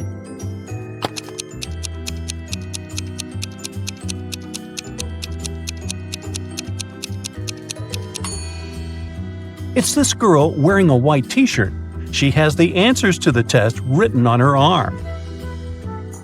Mark was an infamous robber. So smart, he was always one step ahead of the police. Mark's rivals were jealous of his skills, but one time they found out that Mark had just got his hands on a precious necklace. His main competitor decided to steal this necklace from Mark to prove he was a more skilled thief. So he searched Mark's house, but didn't find the necklace. Disappointed, he put everything back in place and left. When Mark came back home, he immediately realized someone had been there. How did he figure it out?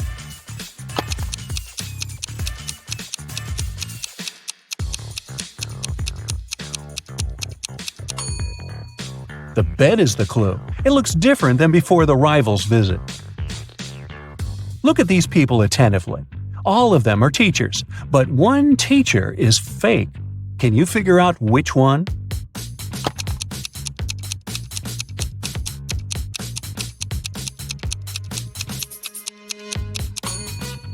It's the guy on the left. Can you see his portrait over there on the wall? He's a wanted criminal. Now look at these 2 teachers. Which of them is a criminal?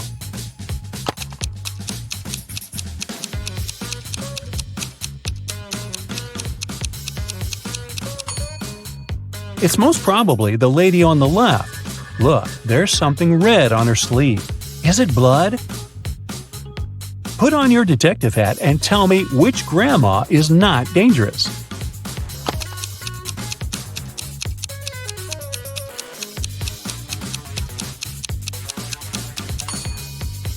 Look at the reflection of the granny on the right. She seems to be a robot. This doesn't make her dangerous per se, but it's still weird. Michael had a powerful enemy who was a dark wizard. Once he managed to kidnap the man and lock him on top of an incredibly high tower. In Michael's room, there was just one small window and no doors at all. But the wizard thought it wasn't enough. He set the tower on magic fire and apparated away. Michael knew he didn't have much time left. He looked around the room and saw 3 magic potions. The first one could make him inhumanly strong. The second would turn him into a vampire. And with the help of the third potion, he could summon any animal he wanted. Which potion should he drink?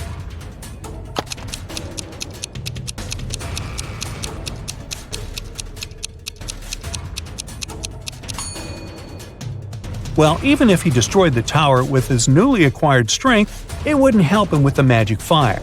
No animal could help him escape from the tower. But if he chose to become a vampire, he would be able to turn into a bat and simply fly away. Damien left a $100 bill lying on his desk and left for work. When he came back, the money wasn't there. No surprise. The cook explained that she had put the bill under the book lying on the table, but when Damien checked, there was nothing there. Then the housekeeper said that she had moved the money inside the book between pages 10 and 11 to keep it safe. But again, there was nothing inside the book. And finally, the gardener said that he had seen the money sticking out of the book and placed the bill between pages 13 and 14. Who took the money?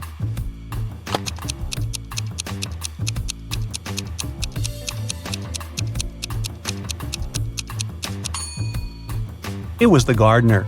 Pages 13 and 14 are two sides of the same page. There were just 2 days remaining before an important basketball competition when one of the main players of one of the teams went missing. The last time he was seen at lunchtime. There were 3 suspects: Michael, Ethan, and John. The police interviewed the 3 of them and got the following answers. When the player disappeared, Michael was giving autographs to some pretty girls. Ethan had sprained his ankle and was getting a massage. And John was taking a shower before the training. Who is a liar?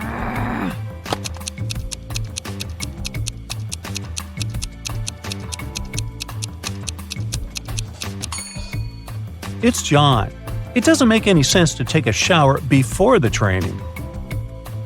Richard was walking through the park after work when somebody hit him on the head from behind. When he woke up, he was in a well. Luckily, there wasn't too much water in it. But as soon as Richard tried to climb out of the well, he realized the walls were too slippery. The man noticed a rope with a bucket tied to it. The bucket was hanging pretty low, but try as he might, Richard couldn't reach it. However, in 15 minutes, the man was running away from the dangerous place. Can you figure out how Richard escaped?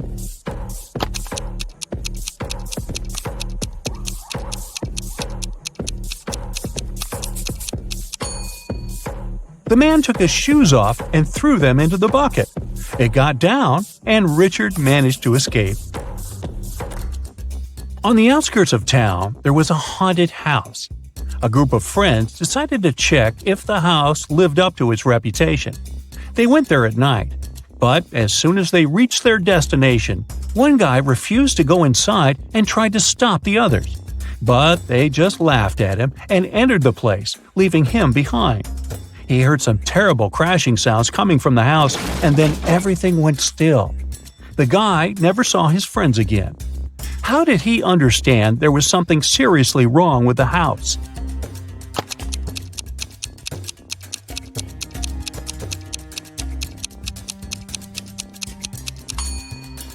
The guy who stayed behind was very attentive.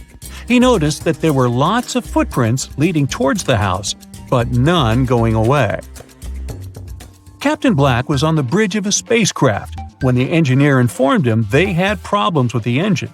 They needed to land soon to repair it. There were 3 planets on their way. One was freezing cold and covered with ice. The second was boiling hot and covered with molten lava. And the third planet was covered with acid that could easily destroy their ship. What planet did the captain choose?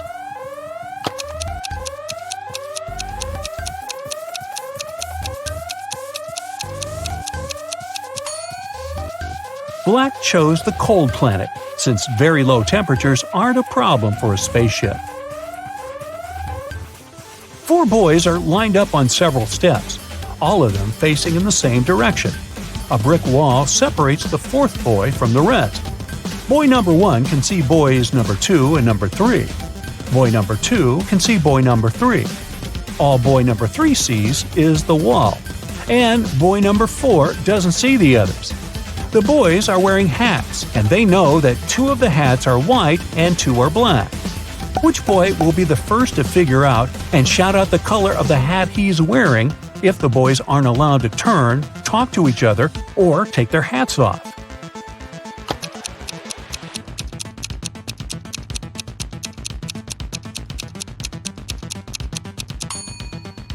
It'll be boy number 2.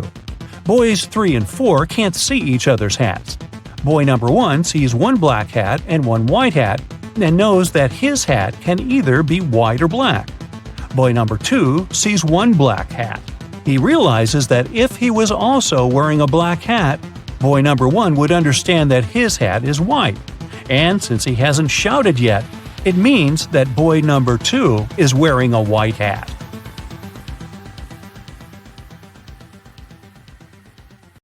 When it was finally time to board the plane, It turned out that there were no more economy class seats left.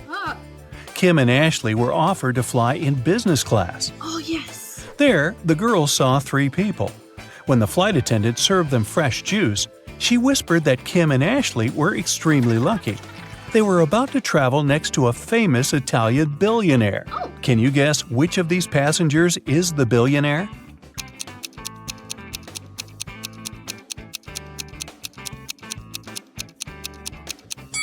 This glamorous lady is a good candidate, but it's very unlikely a billionaire would wear a 100% polyester coat. This guy's business suit is very elegant, but look at his shoes. They seem quite cheap and worn out. This funny gentleman must be the real billionaire. Although his outfit is rather casual, his gold watch looks very expensive. The glamorous lady began to chat with Kim and Ashley. She told them she had recently visited an exotic island with her friends. Then she showed the girls some pictures. When the lady went to the restroom, Ashley whispered to Kim, "This woman is a liar. She photoshopped this picture." Oh. How did Ashley know that?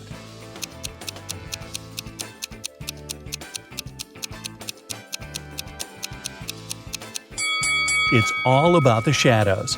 They all look natural, except this one. People are sitting in their seats. The lights turn off. Someone is chewing popcorn. Someone is drinking soda. The movie starts. This is a horror movie. Someone screams. The ticket taker enters the hall. Several people haven't paid for their tickets. Guess who?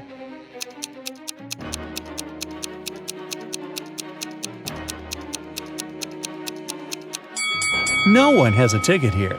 Free entrance, the note pinned to the back door claims. Once, on a cold winter night, someone stole jewelry from a famous singer's house.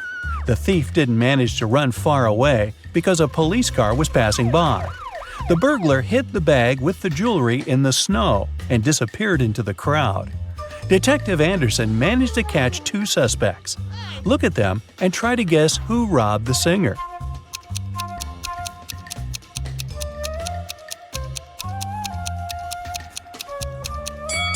If you dig snow with your bare hands, they will turn red. This man has red fingers and palms. But that woman could dig snow wearing a pair of gloves, so she could be the thief too. But she wouldn't be able to run in such high heels. After the meeting, Zoe unboxed a delivery from a popular writer. He sent Zoe his new masterpiece in secret. Zoe didn't say anything about this to her colleagues. But one of them was actually trying to steal the script. Can you guess who this person is?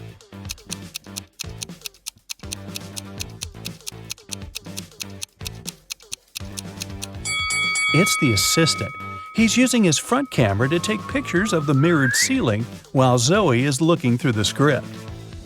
You're walking along the beach. Suddenly, you hear a scream. A woman is calling for help. She's drowning. You run into the water and swim toward her. As soon as you approach her, you see 3 more people. They're all screaming, but only one of them needs help. The rest are mer people who want to take you to their kingdom. How can you find out which one is human?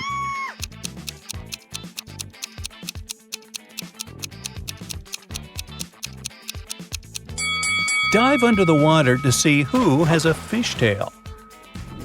Richard likes abandoned buildings and old castles. Today, he's going to check a huge house that belonged to a vampire a long time ago. Well, that's what the legends say. Richard certainly doesn't believe this. He takes his camera and sets off. It's dark and cold inside the house. Crackling sounds are coming from the corridor. Richard shines a flashlight and sees 3 vampires. Richard starts running away, but then he stops and returns. It seems these vampires are fake. How did the guy understand this?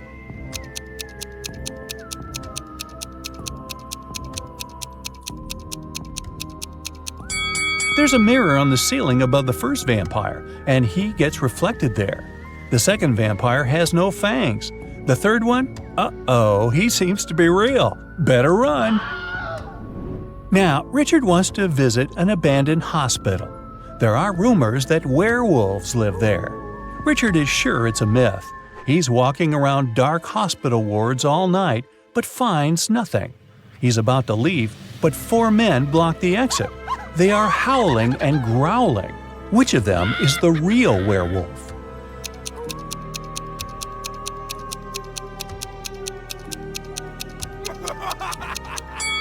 No one. The full moon is shining through the windows, but these people haven't turned into monsters. But still, Richard runs away. It seems these guys are really crazy. A rich man comes to an exhibition of modern art. He's going to buy a new painting for his collection. The owner of the exhibition shows him 3 works of different artists. In the first picture, there's a green triangle with a sunflower in the middle. The second painting is of a tiger taking a selfie on its phone. In the third picture, there's a flying house. The collector is sure that one of the paintings is fake. Which one?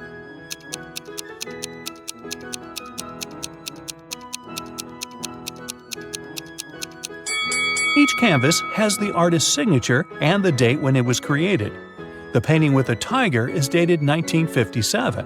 There were no mobile phones and selfies at that time. This picture is fake. Martin's nervous because today is his first DJ performance at an electronic music festival. He goes on the stage. The crowd is cheering. Martin puts his headphones on and turns on the first track. Music is playing, but people aren't dancing. Why?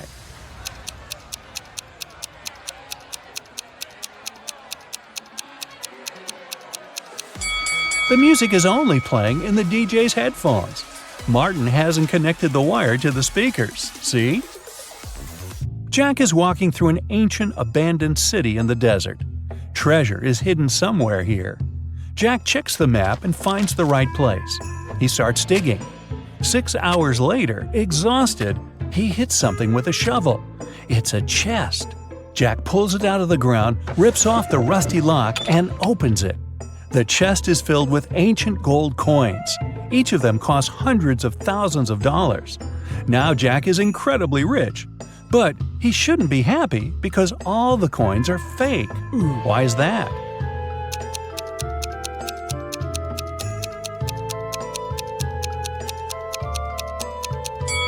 Each coin has a date, 145 BCE. It seems they're really old, but people who lived at that time couldn't write BCE on their coins because they didn't know they lived before the current era. A university professor enters a lecture hall where his colleague, an elderly teacher, is giving a lecture on quantum physics. He's drawing formulas on the board, and his students are using their laptops to take notes. The professor knows that one of these students is sleeping. He starts walking around the room, stopping behind each of them in turn. Who's dreaming right now?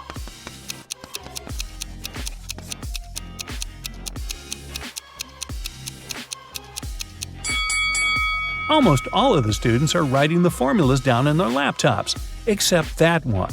His screen is off. That's because he's fallen asleep. Detective Anderson is chasing a robber dressed in a tuxedo. Suddenly, the criminal runs inside a huge hall. All the people there are formally dressed. Help Detective Anderson find the suspect among them.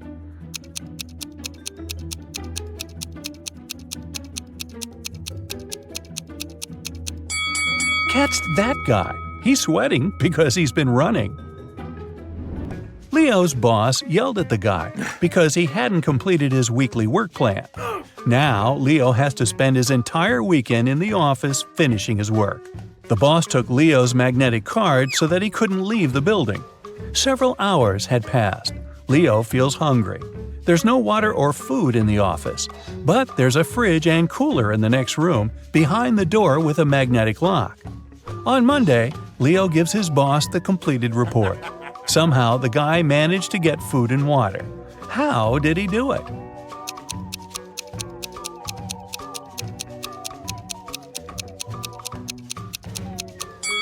Leo just went to the refrigerator and got himself some food. No one said the door with a magnetic lock had been locked. Victoria approaches her house. The light bulb turns on automatically and lights her way to the door. Victoria inserts the key and goes inside. A couple of hours later, the doorbell rings. She looks through the peephole and sees a silhouette of a man wearing a hat. Victoria is afraid to open the door, but not because it's a stranger, but because it's not a human. Why does she think that?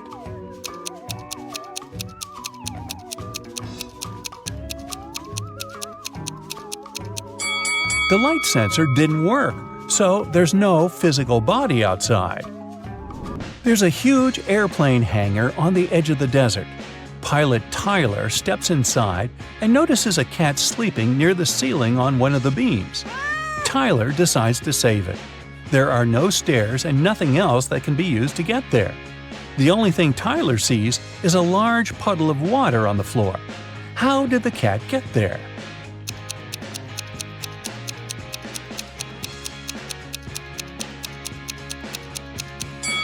There was a pyramid of ice cubes. The cat climbed to the top of it and reached the ceiling. Then the ice melted and left the puddle.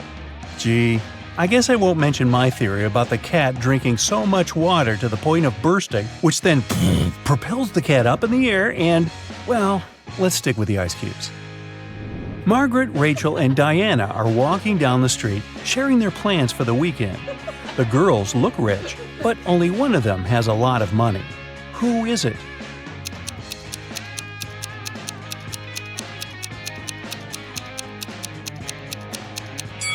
It's Margaret. You can notice the key to a Ferrari in her bag. Rachel had been dreaming of becoming a famous actress. Finally, her dream was about to come true. A famed talent agency had invited Rachel for an interview. She arrived at the office to meet her new agent early in the morning. Hello. There were 4 people in the conference room. Can you tell which one is Rachel's agent?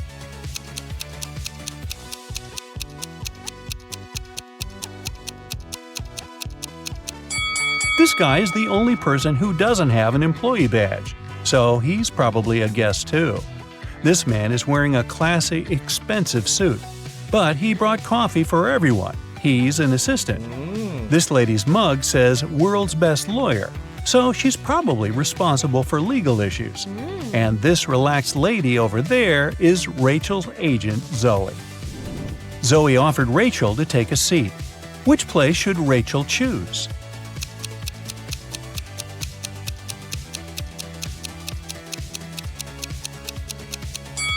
This chair is missing one leg. Someone has spilled coffee on this chair. It has written "The Boss" on the drink in this cup and left it on the table next to this chair. And someone has left a sweater on this chair. So Rachel has only one option. Here it is. Elsa was 17 years old the day before yesterday. Next year, she'll turn 20. Yay. How come?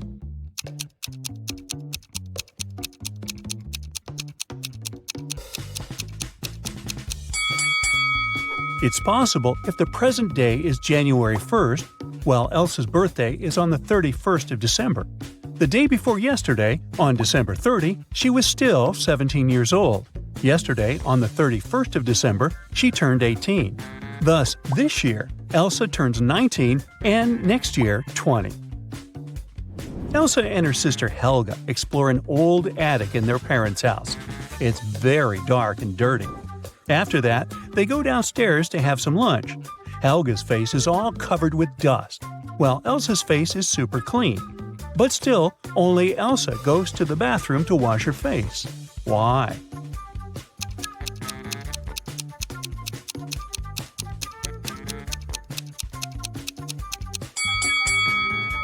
Elsa noticed that her sister's face was dirty, so she thought her face must be dirty too.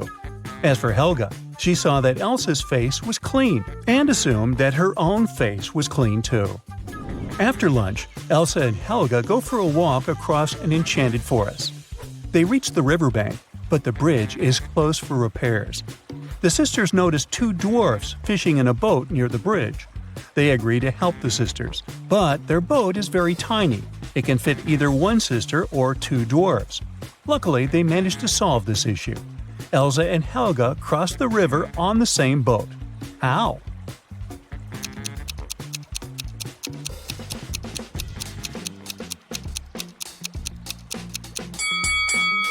Well, first of all, one of the dwarfs brought his fellow on the opposite bank. Then he headed back for the sisters alone. Helga got into the boat and crossed the river. She gave the second dwarf the boat, and he returned to the opposite bank. He picked his fellow dwarf and brought him to Helga. Then one of the dwarfs swam to Elsa and passed the boat to her. She crossed the river and joined Helga, and finally, the second dwarf returned to his fellow. Helga and Elsa keep on walking and get lost in the forest. There are 3 roads to the nearest town. The first route is filled with mutant plants which feed on humans. The second path leads through an ice cave with a hungry dragon frozen inside a huge ice cube. The third route leads through a village of fairies. Their magic makes humans lose their minds. Which way is safe?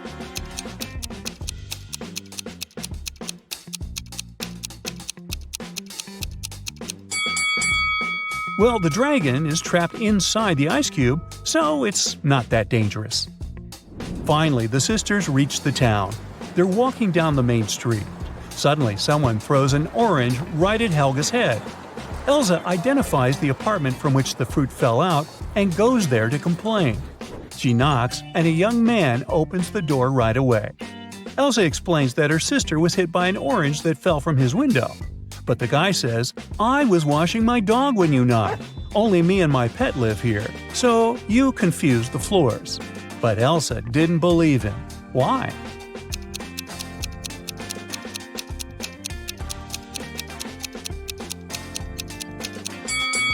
According to the man, he was bathing his only pet, but the dog's hair is dry. Therefore, his story is fake.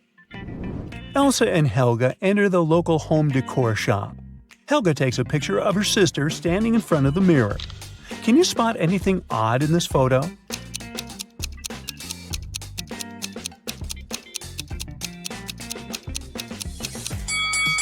Take a closer look at the mirror. Elsa's hands are reflected wrong, as well as the sale poster behind her. She must be a vampire. Just kidding. The sisters continue exploring the shop, but suddenly Elsa begins to scream and runs away. That's because one of these ladies is not alive. Can you guess who?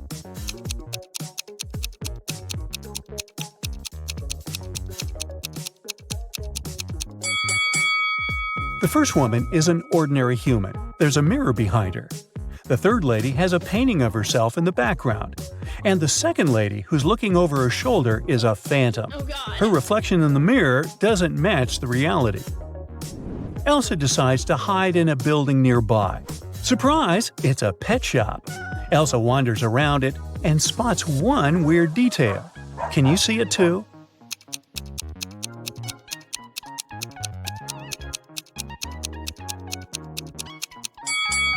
The turtle is wearing sunglasses. The locals tell Elsa and Helga about a creepy werewolf who has been scaring the citizens for several weeks.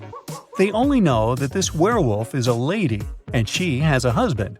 He's the only person who can calm her down. Elsa finds 3 suspects who might be the werewolf's husband, but none of them admits it. Can you find him?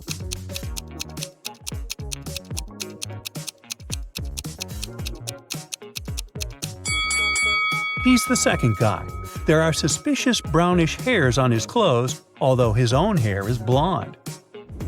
The next day, Helga has a birthday party. Elsa goes to the bakery to purchase a cake for her. She's late, so she rushes over and bumps into a waiter. Elsa hits her head and forgets what cake Helga asked her to buy. She remembers just 3 things. It shouldn't have any green elements, the cake frosting shouldn't include more than 1 color, and it must have at least 1 berry. Can you help Elsa find the correct cake?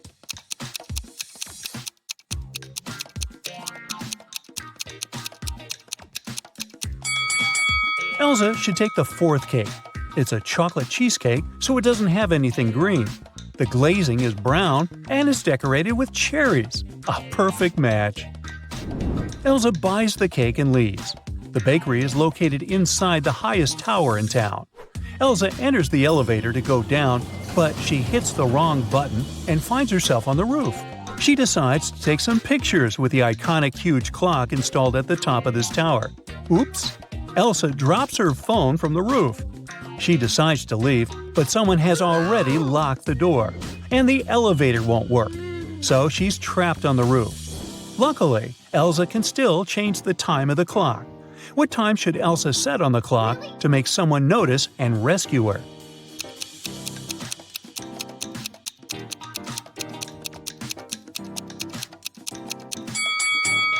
If she sets 5:05 on the clock, it'll look like an SOS signal. Finally, Elsa escapes from the tower and heads to the parking lot. Here's her car. Can you figure out the number of the place where it's parked?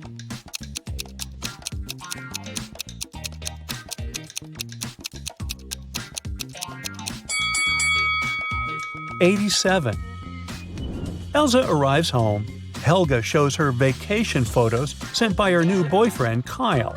In this case, you can see Kyle, his friend Bob, and a humanoid robot, Neo. Neo is standing next to Bob. A person wearing the yellow mask is not a man. What color is Kyle's mask?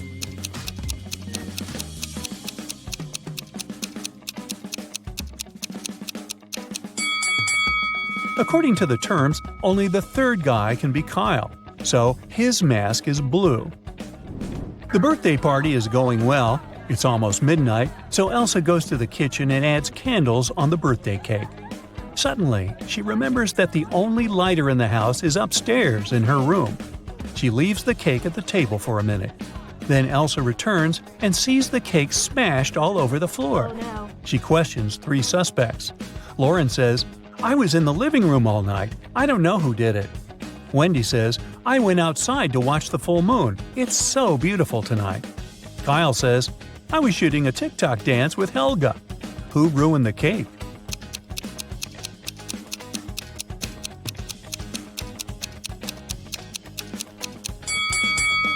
Wendy. Take a look out the window. The moon is not full. Busted. The next morning, Helga wakes up earlier than Elsa and checks her feed. Breaking news: a legendary thief ran away from a nearby prison and now creeps around the town. He's a talented shapeshifter, so no one knows for sure what he might look like. Suddenly, Helga hears someone ringing on the door. She opens and faces 2 guys who introduce themselves. Bob is a gardener from a nearby park, and Peter is a garbage man. Both guys want to use a bathroom, so they ask Helga to let them in. But only one of them is safe to invite over. Can you guess who?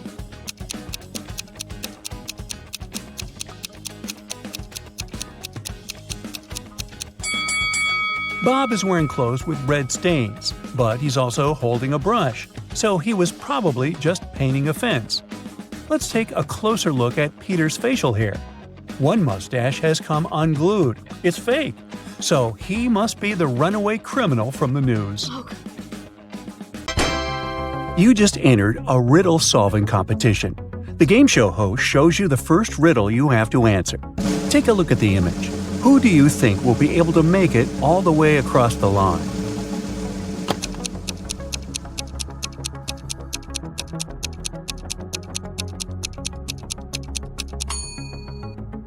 Let's face it, it's the man on the left. Even though it looks like he's having a hard time carrying such heavy things, the weight is evenly distributed between his 2 hands, so he'll probably make it through without any problem. For your next challenge, the game show host shows you a picture of sinking boats. Which boat do you think will sink first?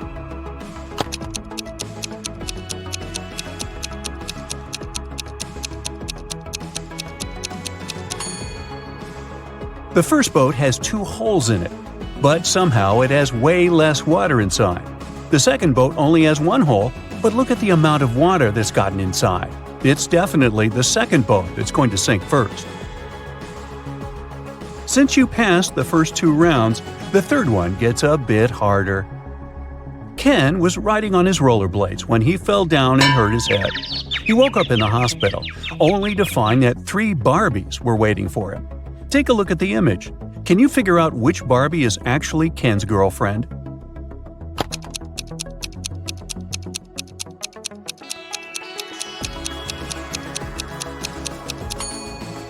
This is a tricky one. It can't be the third Barbie, because the real Barbie would never wink at Ken. It's usually him that does the flirty things. It's also not the second Barbie, because she would never put on makeup in front of him. So this leaves us with the first Barbie, who must be his girlfriend. The Finn is a famous hostel in Spain. It's especially famous for its fun showers.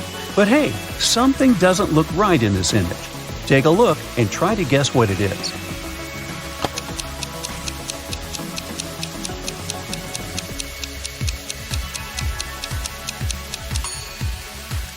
The woman on the right is squeezing a ketchup bottle instead of a shampoo bottle. That's definitely weird, huh? For the final rounds, the host picked out a few written riddles for you.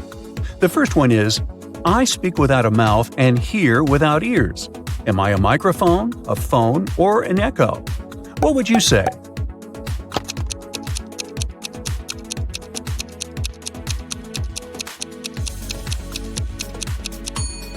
The answer is echo, echo, echo. I'm not alive, but I can grow. I don't have lungs, but I need air.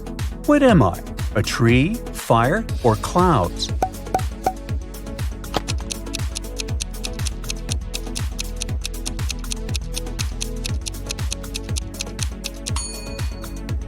The correct answer is fire. Way to go if you chose that. Now, Carol was invited to a Halloween party in an abandoned house. Her friends asked if she was up for a challenge, and she said yes. Soon enough, she was locked inside a room. In this room, there was one door and 3 light switches next to it. Behind the door was an empty closet with nothing but a light bulb. Her task was to figure out which switch controls the light bulb inside the closet. She could flip the switches in whatever way she wanted, but once she opened the door, she couldn't touch the switches anymore. After some minutes of thinking, she was able to get it right. How did Carol do it?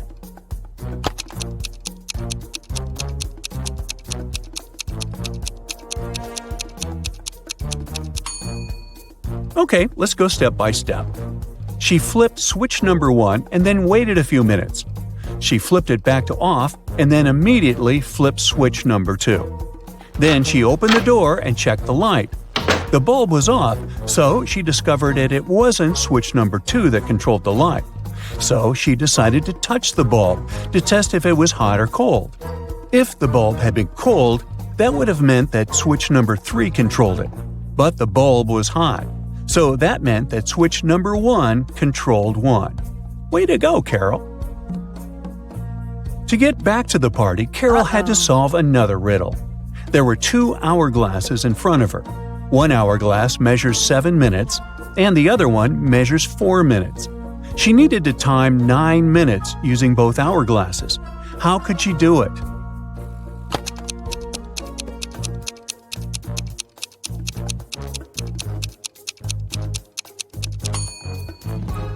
First, she turned both hourglasses at the same time. By the time the 4-minute glass finished, there were still 3 minutes left on the other one. She flipped the 4-minute glass again. When the 7-minute glass was empty, there was 1 minute left on the other glass. And once the 4-minute glass emptied again, there was 1 minute's worth of sand at the bottom half of the 7-minute timer. She flipped it over again, so there was 1 minute worth of sand on the top of the glass. And when the 7-minute timer finally emptied again, 9 minutes elapsed in total.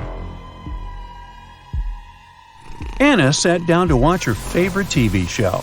She made some popcorn, turned on the TV, and nestled comfortably to binge-watch an entire season. Her cat Pepper sat down next to her, but after 5 minutes of screen time, Anna suddenly passed out. Look at the image. Can you guess what happened there?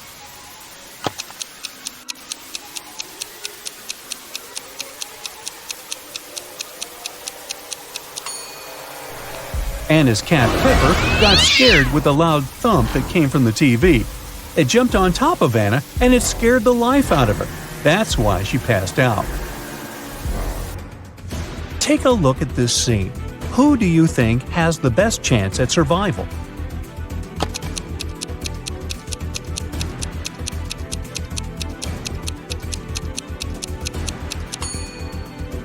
The 2 guys look pretty stuck in there, but the woman on the right might have a chance. The rope looks a bit loose around her body. She could try to shake it off and then use her free hands to untie her ankles.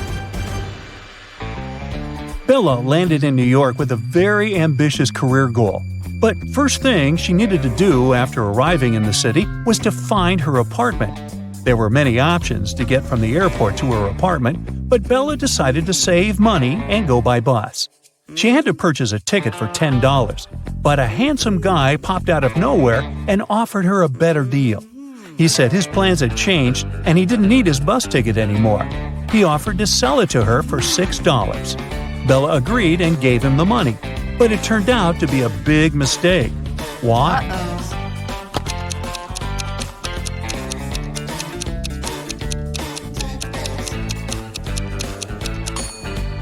Take a look at the current date on the screen of the vending machine. And now check the date on the ticket. The ticket the man sold Bella expired over a month ago. Finally, Bella managed to arrive in Manhattan and find her apartment. She was sharing a house with 3 other women. Bella introduced herself to them and went to settle in her room. She left her belongings on her bed and went to take a shower. When she stepped out of the shower, Bella noticed that her laptop was missing.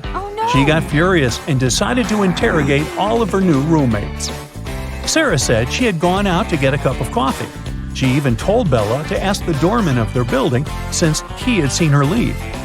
Kelly said that she had taken an afternoon nap with her headphones on. She said she hadn't heard or seen anything strange going on inside the apartment.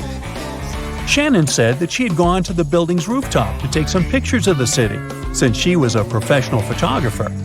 Can you tell who's lying here?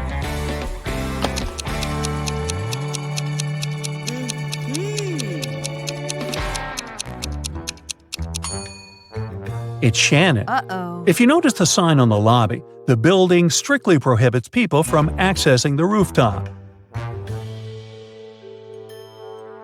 Alfred is a supermodel and he just landed his dream job.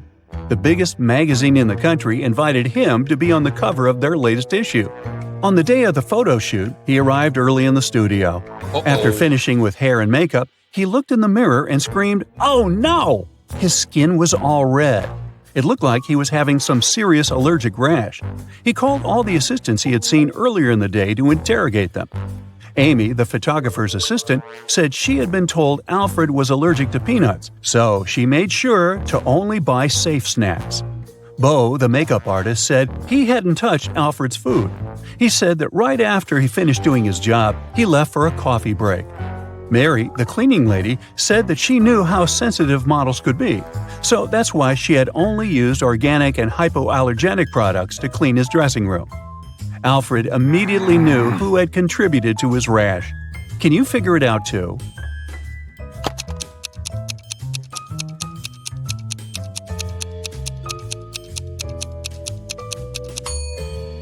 It was definitely Bo.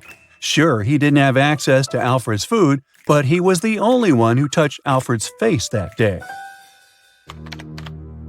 Liv was recording a dance routine for her social media page when a huge portal opened up and swallowed her whole. The next thing she knew, she was stuck inside a big cavern. Out of the blue, a great genie appeared. He told her that she would only be allowed to leave if she figured a way out by herself.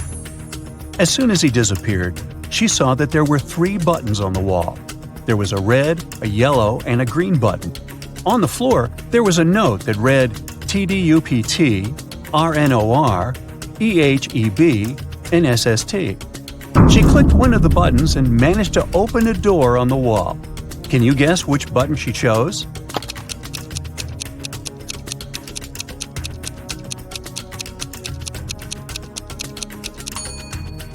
The red button.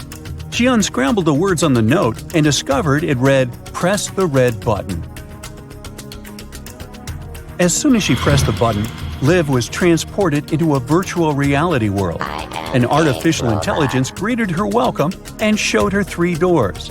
The AI told her that only one door would lead to her freedom. It told her that behind the first door, there were hungry Pac-Men waiting for someone to walk inside. Behind the second door, there were cursed rollerblades. Once you put them on, you'd never be able to take them off. Plus, they had a will of their own and ended up taking you to some pretty dark places.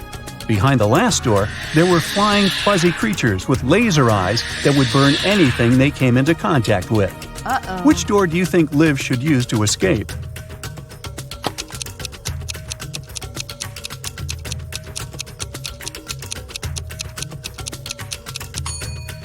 Well, she should pick the second door, because she wouldn't be obligated to put the pair of rollerblades on. She could walk past them and straight to her freedom. During the time she was gone, Liv noticed that someone had stolen her laptop. It had all her social media content on it. She figured it must have been one of her roommates, so she decided to take a look around the house and try to find it. Look at these images. The first room belongs to Jill, the second one belongs to Rachel, and the third one belongs to Amy. Can you figure out who stole Liv's laptop?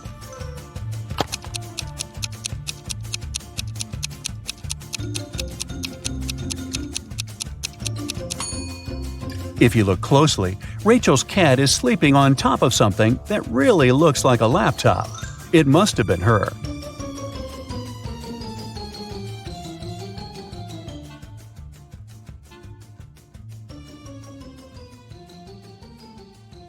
Jessica arrives at an abandoned town to film a documentary. Can you count the number of vampires in this field?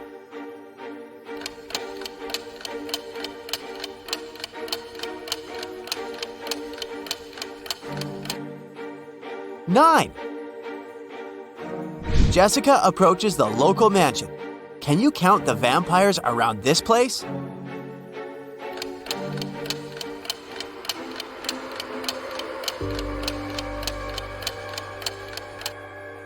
0. We only showed you 7 ghosts. Jessica enters the mansion and meets Albus. His age today is 3 times what it will be in 3 years from now, minus 3 times what his age was 3 years ago. How old is Albus?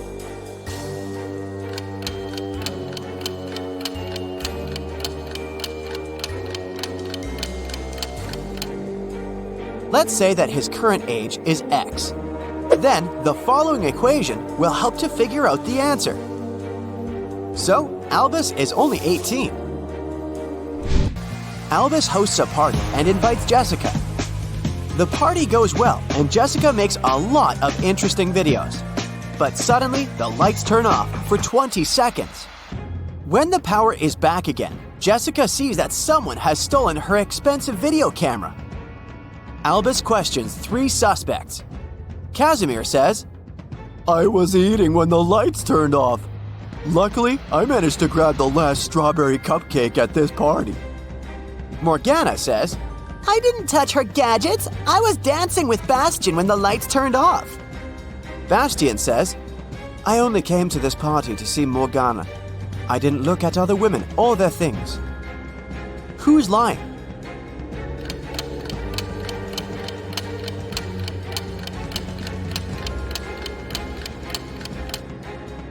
Casimir.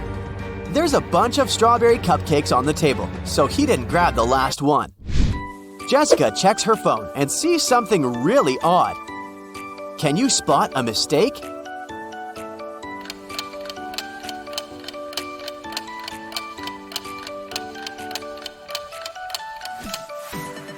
Wi-Fi and airplane mode can't be active at the same time. Angelina, Karen, Margot, and Sandra have a musical jazz band. They arrive at the party to perform at a concert. But just before the beginning, everyone realizes that Karen had disappeared. Albus finds her locked up in the basement of his mansion. "It was dark, so I didn't notice who locked me in." Can you guess who did that?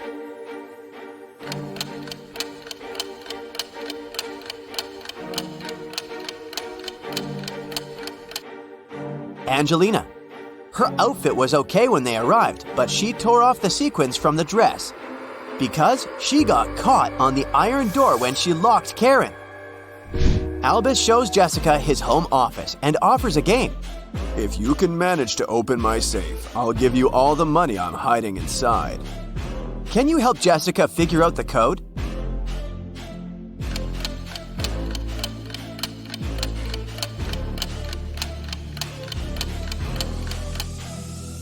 Take a look at the dice in these two paintings. It's a clue. The code is 6324. Albus points at these two women and tells Jessica, "Meet my wife, Nina." Can you guess which lady is Nina?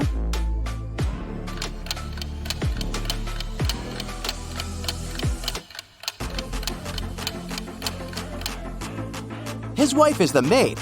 She's wearing a ring while the red-haired lady isn't. Jessica arrives back at her office, but she can't unlock the corporate computer. Someone changed the 10-letter password and left this clue. Can you figure out the new code?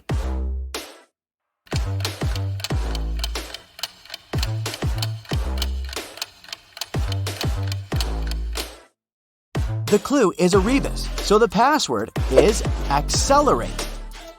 Jessica meets 3 guys online. Later, she visits their places to show how they live. Which guys should Jessica start dating?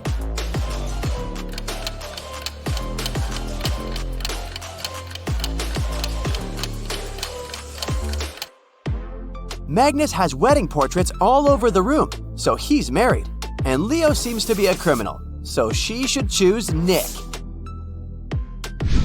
Early in the morning, Jessica receives a call from her coworker, Tyler. "Jess, please come as soon as possible. I've just arrived at work. Someone robbed us. It's a huge mess. They even trashed the furniture." Jessica comes to the office and studies the crime scene. Tyler says, "Look, they stole all the documents and expensive video cameras from this locker. But I've got the only key. That means the robber broke the lock. I bet it was one of your new employees, Jill and Dan. I think they work for another company undercover. What do you think?" Jessica replies, "I doubt it. You'd better tell me why you're trying to frame those guys." Why did Jessica think that Tyler is lying?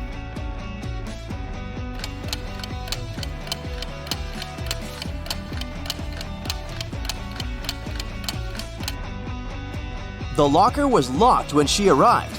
Tyler has the only key. If Jill or Dan had broken the locker, they wouldn't be able to lock it back up. Jessica was invited to an elite billiard room. She finds the entrance, but the door is locked. She needs to enter a 5-digit code. Can you help her figure out the password?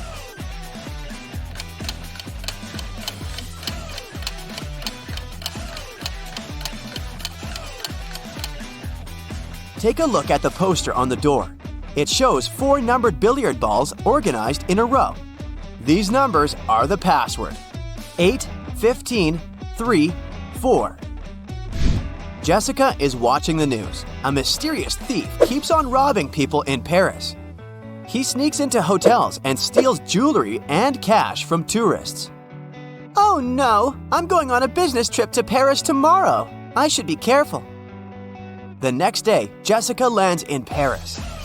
She arrives 3 hours before the meeting and decides to check in first.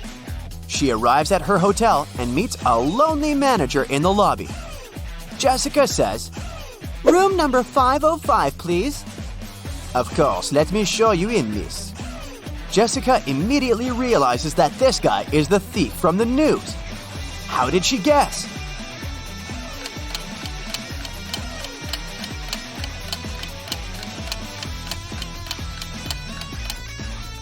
It's a 3-story hotel. There can't be a room 505 in the building. Jessica met Francois online, and today they're finally meeting offline. They go out on a date in a cute Parisian restaurant. Everything's going great. Francois is a smart and handsome guy with a good sense of humor. The waiter brings the desserts. Suddenly, Jessica jumps up and runs away from the restaurant. Why did she run away?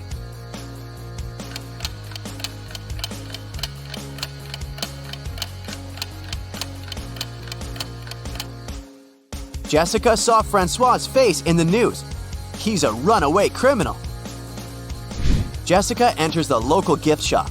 The owner complains, Someone stole the goods from my shop. About 10 items disappear from the shelves every week. The staff members have no idea who the thief is. Jessica offers the shop owner to investigate this case. She watches the CCTV footage and identifies who's guilty right away. What about you? Can you spot the thief?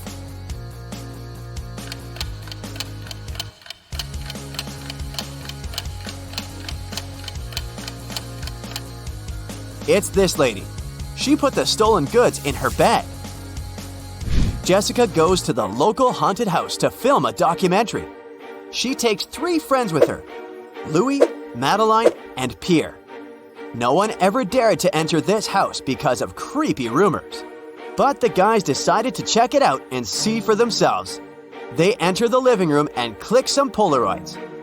They take a good look at the images, freak out, and run away from the mansion.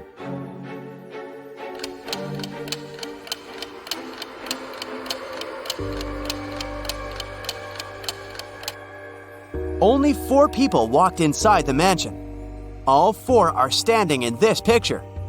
If they're here, who took this shot? A ghost? Jessica finds a puppy on the street and brings it to the nearest vet clinic. The puppy only had a collar with its name, but no information about its owner. After a while, 3 people arrive at the clinic. Each begins to insist that he's the only owner of this puppy. The doctor calls the police and they interview each of them. Clark says, I was so scared. I called the animal shelters in this city, but they didn't know where Fluffy was. Oliver says, I was walking the dog in the park. I turned my back for just a minute and he was gone. I have no idea why he ran away. And Sam says, honey, I bought a new bone for you. Come over here. Who's the real owner of this puppy?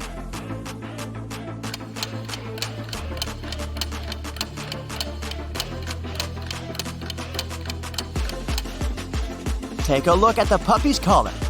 Its name is Toby, but Clark called him Fluffy. And Sam is trying to lure the puppy with a bone. So the real owner is Oliver. Jessica is visiting a speed dating event. She talks to 3 guys.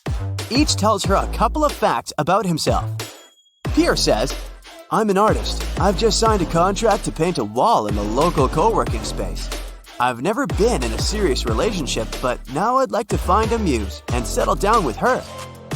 Jacques says, I'm El Reto. I used to be married, but she moved abroad. And now my work is my only girlfriend. And Glenn says, I run my own restaurant. I'd like to find a soulmate to cook delicious meals for her every day. Who should Jessica choose?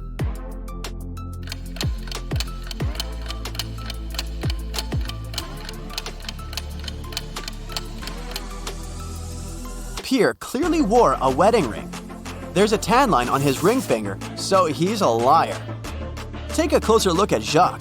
His nails are too sharp and his legs are very hairy. It's a full moon, so he's probably a werewolf. It's not safe to date a beast, so Jessica should choose Glenn and enjoy his cuisine. Okay, get ready. Today I'll show you different riddles, and you'll have to decide which girl is behaving least wisely, which is a nicer way of saying she's a dunderhead. You'll have 7 seconds to decide. The riddles may award 1 point, 2 points, or 3 points. So grab a piece of paper and give yourself the points each time you get it right. We'll start with the easiest questions that earn 1 point each. Autumn and Hope are going for a walk with their friends. It's 60 degrees outside. Who is dressed in the worst way?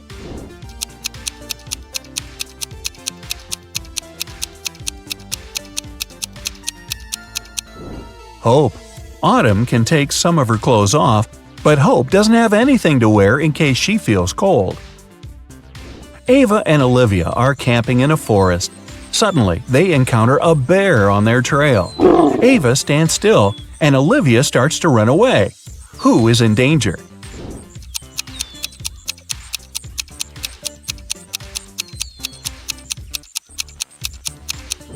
Olivia.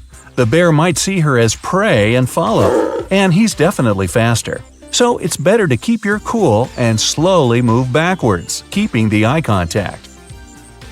Haley and Savannah are making sandwiches for lunch. Who did something terribly wrong?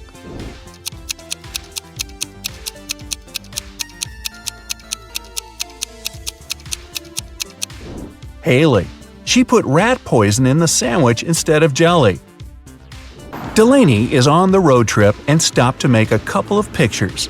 Lenore is riding a bike to a nearby city. Who isn't being smart?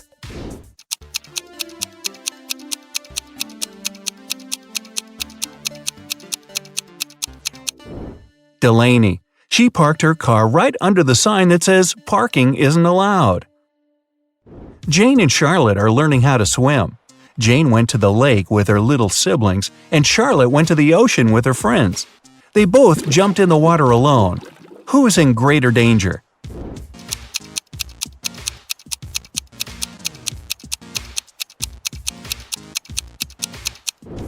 Jane. In case she struggles, her little siblings won't be able to pull her out. McKenna and Desiree are late for school, so they're taking a shortcut. McKenna takes the way through the woods, and Desiree decides to go across a frozen lake. Who's in danger?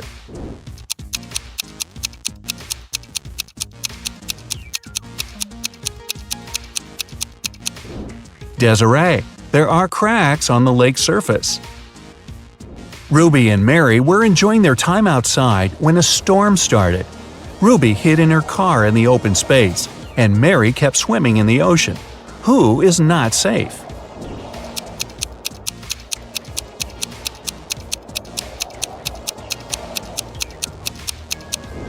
Mary should get out immediately. It's dangerous to touch water during a thunderstorm. It's okay to hide in a hardtop vehicle as Ruby did.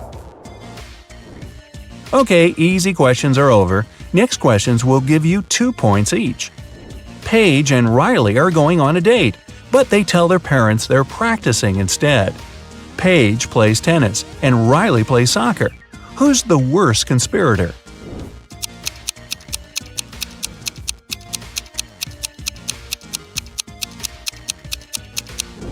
Riley. She's dressed inappropriately for a soccer game. Unlike Paige, she doesn't have any change of clothes or equipment with her. Quinn and Sandra are working in a garden. Quinn was told to water the flowers, and Sandra should mow the lawn. Who's doing something wrong?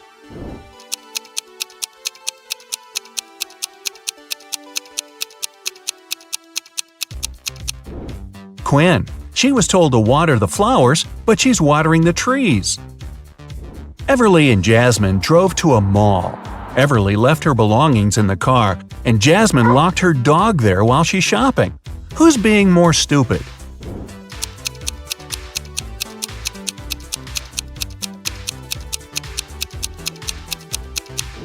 Jasmine. You shouldn't leave animals or people in a closed car, especially in the hot sun. It's the wrong way to get a hot dog. Mia and Stella wanted to get a tattoo and skip their classes to get home right after school. When they get home, they immediately run into their parents. Who's going to get in trouble?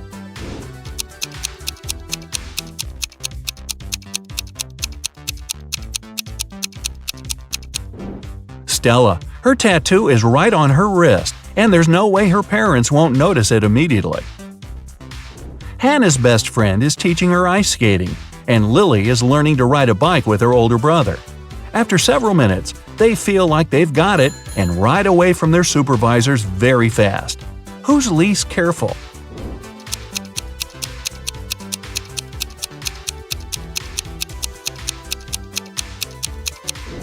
Lily. Hannah has the railing by her side that she can grab in case she falls. Lily will crash to the ground. Kylie and Abby are bloggers getting ready for a party. Who is missing something?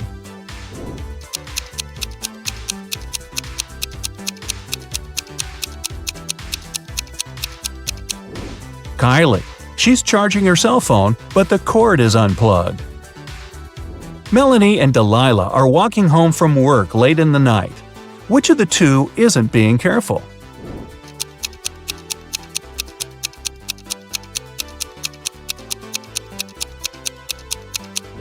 Melanie.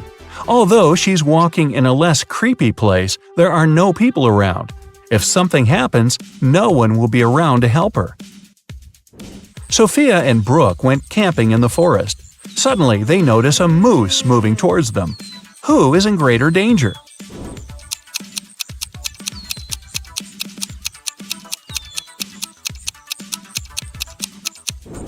Sophia, who is wearing heels and will run slower. Brooke can drop her huge backpack and use it as an obstacle. Kira and Ava want to go to a party, but their parents banned them from leaving the house. Kira decided to sneak out using the attic window, while Ava used the back door. Who won't make it to the party tonight?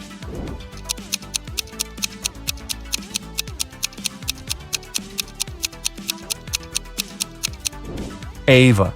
Kira is quite risky, but Ava's dad is reading a newspaper in the backyard. Maya and Chloe went for a walk. Maya went to a forest and stopped to take selfies with a friendly squirrel she met. Chloe went hiking and decided to take a selfie on the cliff. Who is in danger?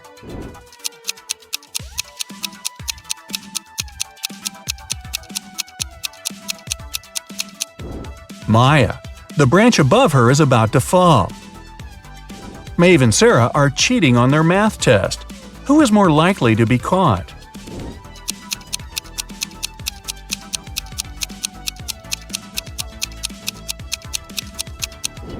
Sarah. Although she's sitting in the back, the teacher's looking right at her. Bella and Ashley came home from a party which they told their parents would be a study date. Who's going to be grounded till the end of the month?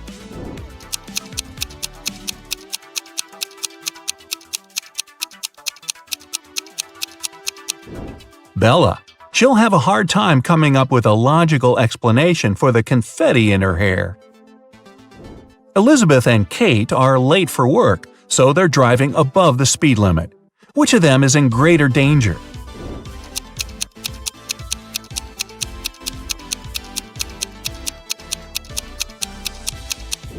Kate. She has many objects lying scattered in her car. In case of an accident, they may hit her. Ariana and Serena have to do their house chores before they'll be allowed to go to the birthday party. Who is going to be late?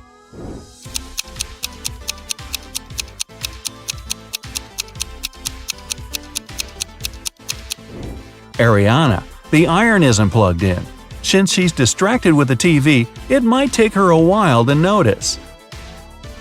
And finally, here are the hardest questions that award 3 points each. Jessica and Margot are jaywalking. Jessica is listening to music, and Margot is texting her friend. Who is in greater danger?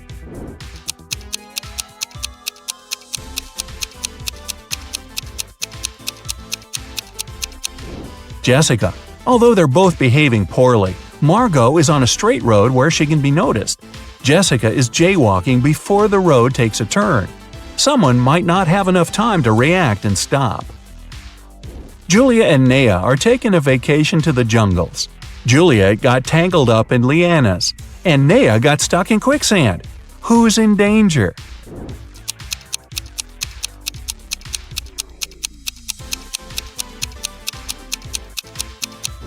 Juliet. She can't get out, and there's a jaguar approaching her. Naya is relatively fine because it's actually difficult to sink in quicksand. Leah and her friend Caleb went camping. Caleb was bitten by a snake, and Leah is sucking the venom out of his leg. Amelia is on the trip as well, and there's a black widow on her neck. Who is in danger?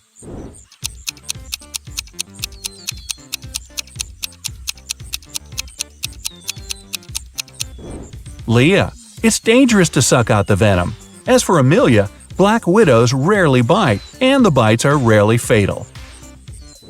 Becky and Allison are both in a bathtub doing their morning routine. Becky is using the hairdryer. Allison is charging her phone while scrolling through the internet. Who is less clever?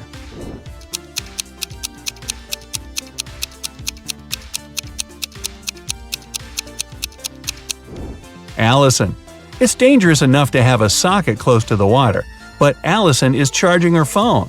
Becky is sitting in the empty bathtub. She might be a little weird, but at least she's safe. Evelyn and Grace are on vacation. Evelyn is spending it in a desert, and Grace is in the wilderness. By the end of the day, they get tired and decide to spend the night where they are. Who's making a huge mistake?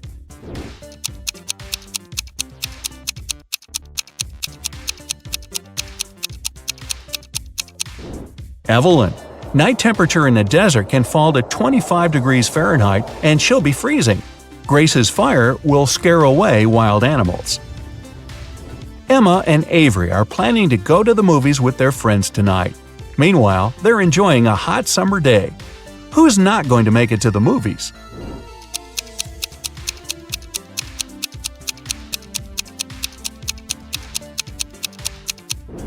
Avery. She's about to cook the meat that has been standing in the sun for a while. In the evening, she'll get food poisoning. Scarlett and Emily are sitting on a beach in a city center. Scarlett is applying makeup, and Emily is texting her friends. Who is more likely to be robbed?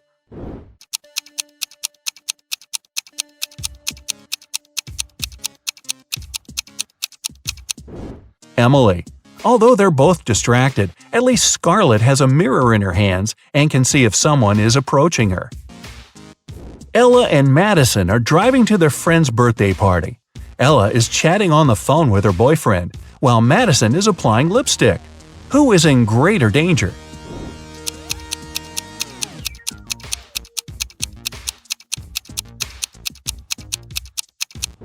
Madison. Although they both shouldn't be distracted while driving, Madison isn't wearing a seatbelt. Now, sum up your points. If you got less than 25 points, you scored below average. But don't be sad. Check out some of our other riddles to train. If you've got between 26 and 40 points, you have an average score, and you're on the right track. If you scored between 41 and 55, you're above average. And if you scored 56 or more, you must be a second Einstein. Relatively speaking. Kyle wakes up and finds himself in a mysterious hospital. He's trying to open the door, but it's locked. Suddenly, a creepy voice announces, "Hello there, I'm Dr. Hart." Clever name. "I hid a bunch of riddles all over this hospital. You must solve them all to escape." First of all, Kyle needs to crack a 5-digit passcode to open the door. Can you help him?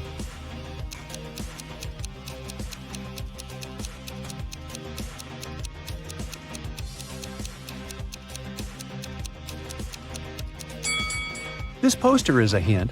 Kyle should count the number of rings on each finger. There's 1 ring on the thumb, a 0 on the index finger, 2 rings on the middle finger, 3 on the ring finger, and 0 on the pinky. So the code is 10230. Kyle nails it and enters the next room. There, he meets 3 nurses, Lily, Lauren, and Luke. They were born to the same mother on the same day at the same time in the same month and year. Yet, they're not triplets. To go further, Kyle needs to figure out how this is possible.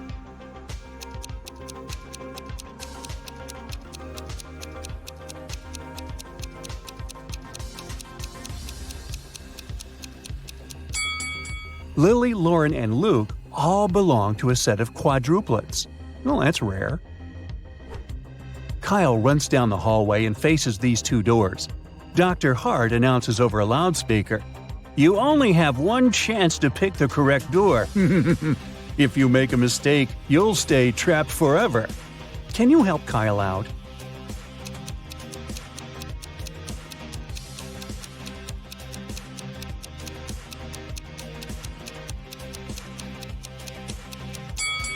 These weird letters on the doors are hints.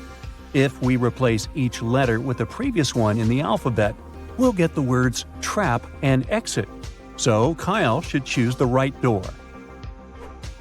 Kyle enters the hospital lounge area and meets Holly.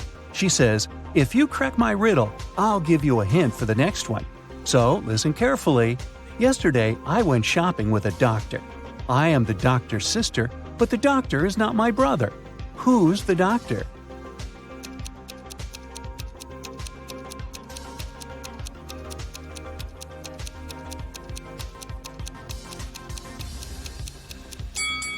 The doctor is Holly's sister. Kyle cracks Holly's riddle and gets this hint from her. Can you help him crack this rebus?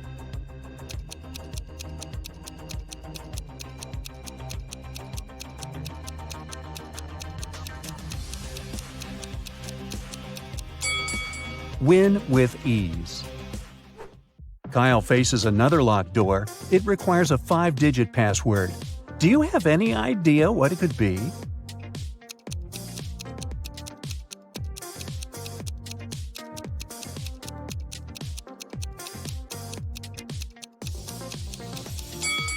Holly mentioned that she would give Kyle a hint. Take a closer look at the word ease. If we replace each letter with its number in the alphabet, we'll get the code 51195.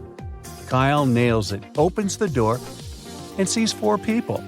Dr. Hart invites him to crack the next riddle. The lady's name is Bonnie, and these 3 guys are her husband, brother, and her son. Can you guess who is who?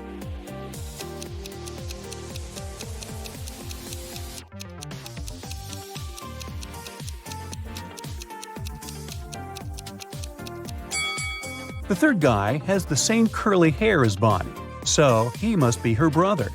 The first guy has a heart tattoo with the letter B on his chest. This is her husband. And the second guy is Bonnie's son. Kyle is doing good, so he's allowed to enter the hospital's cafeteria and have a snack. But first, Dr. Hart asked him to find out something. Are there more tomatoes or apples in this room?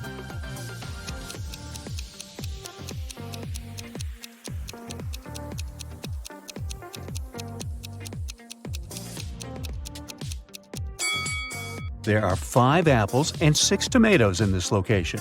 So the correct answer is tomatoes, or tomatoes. After lunch, Dr. Hart announces the next riddle.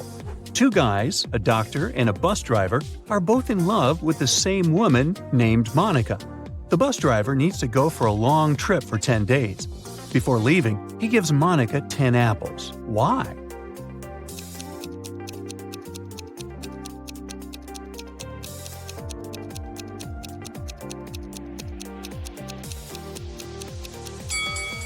Well, as the saying goes, an apple a day keeps the doctor away. Kyle enters a creepy lab. His task is to take a look at these 2 X-rays and figure out who's not from this planet.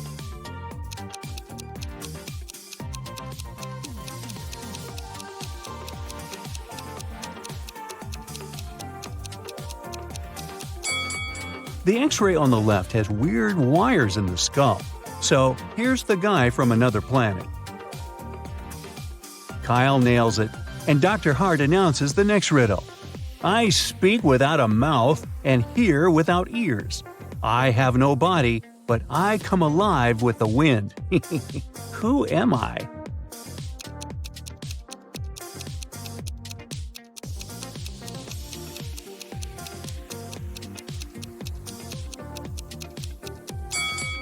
I'm an echo. Kyle enters the next room and meets Fiona. She has to take 2 kinds of pills on a daily basis. Let's call them A and B. Fiona must take exactly 1 A pill and exactly 1 B pill per day, otherwise she'll faint.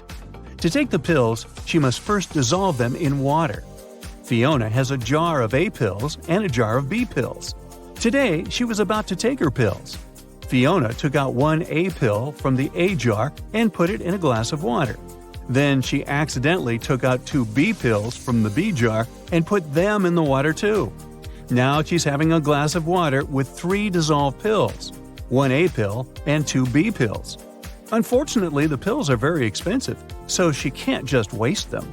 Can you help her take the correct quantity of pills while not wasting any of them?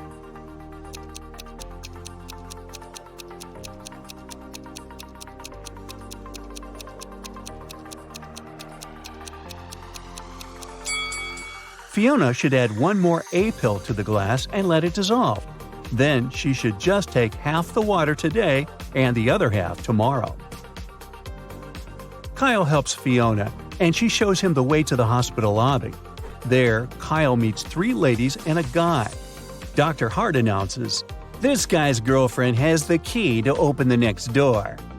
Can you help Kyle figure out which one of these ladies has the key?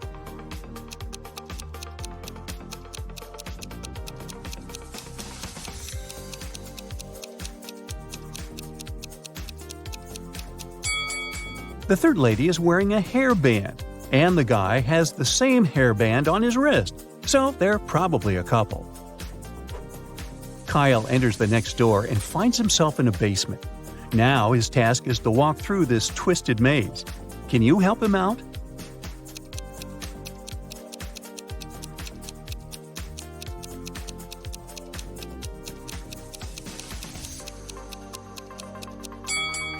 Here's the only way out. Kyle manages to escape the maze and comes across 3 doors. He needs to walk through one of them. There's a storage for toxic incense behind the first door. When burned, this incense makes a person faint and sleep for 2 days. A huge mutant rat is crawling around the second room. This rat is the size of a cow and has 2 rows of teeth. And there's a hungry guard dog behind the third door. Can you help Kyle choose the best way out?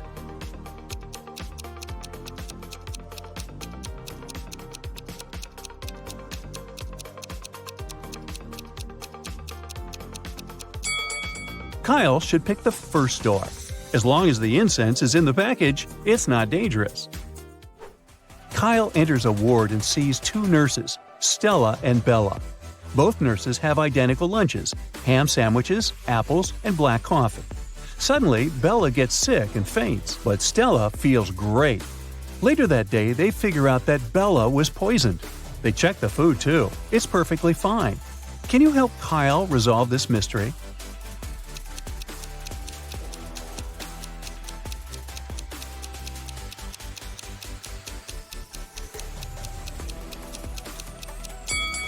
Stella didn't open her disposable cutlery package, so she probably ate with her hands. Meanwhile, Bella did use her plastic fork and knife, which were poisoned. It's getting late and Dr. Hart offers Kyle to choose one of these 3 rooms for a sleepover. Which room is more or less safe?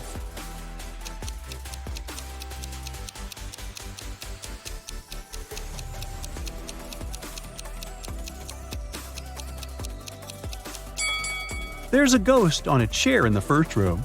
There's a creepy phantom in the mirror in the second room. So Kyle should stay in the third room. After a while, Kyle wakes up in the room and sees Dr. Hart drawing some sort of a flower on the wall. He says, "2 letters are missing here. Guess which ones, and I'll set you free. If you don't, you'll stay here forever." Can you help Kyle out?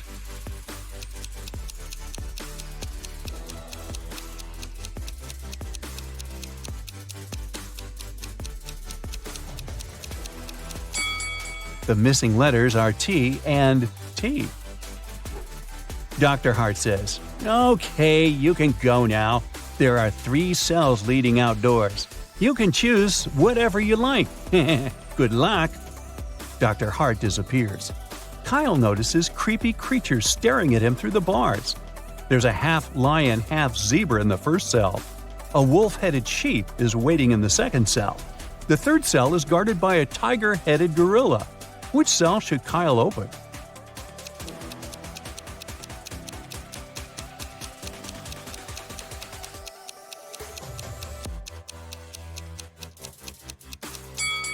The first one.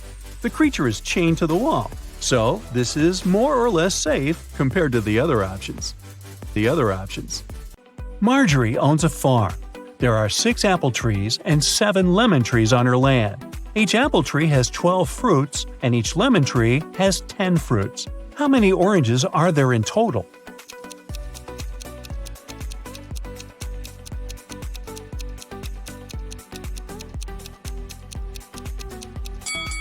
Zero. We didn't say that Marjorie has any orange trees.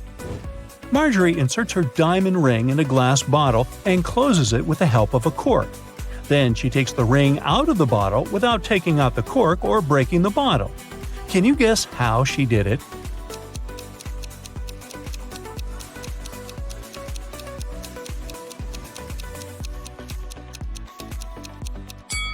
Easy. She pushed the cork inside the bottle and then took out the ring. Marjorie lost her smartwatch somewhere in the fields. She uses her phone to detect the current location of her gadget. The phone draws 3 possible routes, but only one of them will actually take her to the smartwatch. Can you help Marjorie choose the right way?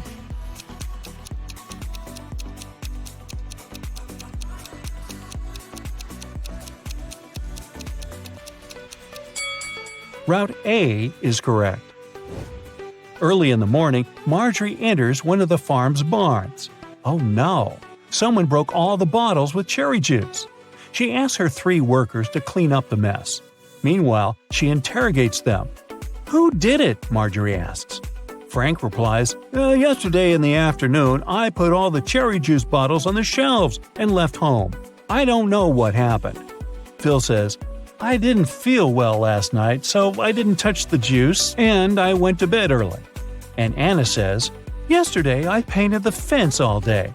I didn't even enter the barn." Who's lying?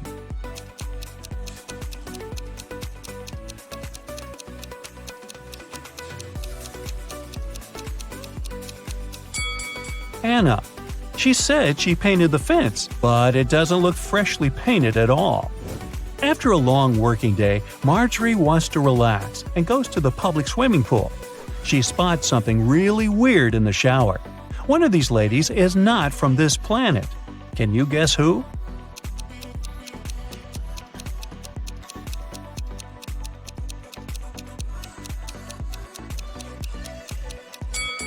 The third lady. She's using ketchup to wash her hair instead of shampoo. Marjorie meets her 3 best friends by the pool, Megan, Sarah, and Raven. One of them gave birth to triplets 4 years ago. Can you guess who exactly?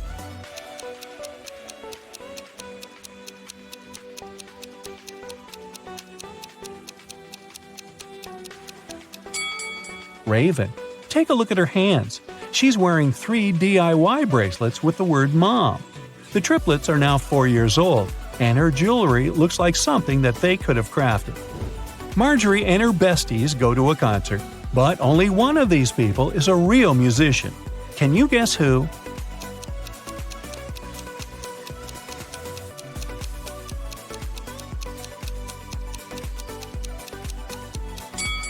It's the second guy. The first lady put her sheet music upside down. After the concert, Marjorie takes a walk down the local street. There are 100 houses numbered from 1 to 100 on the street. Can you count how many times they use the digit 9 to number all the houses?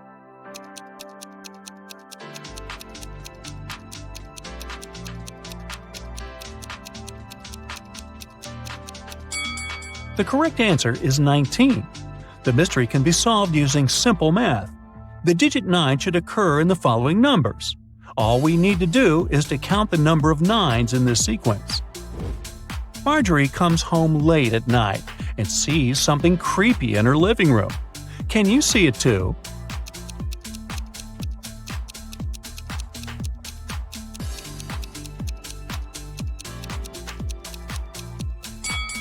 There are 3 ghosts in this room. What about the warehouse? Can you spot any ghosts here?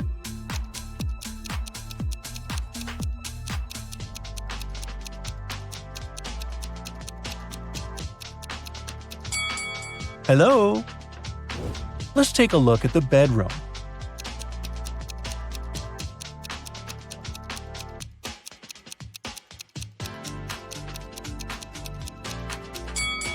Ooh, there are 5 ghosts. Can someone call Ghostbusters? The next morning, Marjorie goes picking apples on her farm. Suddenly, someone spills cherry juice on her head. She noticed that someone climbed on a tree to pull that prank, but she didn't see this person's face. So Marjorie interrogates 3 people working on the farm that day. Frank says, "I was watering vegetables far away from the apple trees." Phil says, "I was in the kitchen preparing ingredients for the lemon jam production, just like you asked me." And Nina says, "I was in the garden picking lemons for the jam." Marjorie figures out who did it right away. What about you?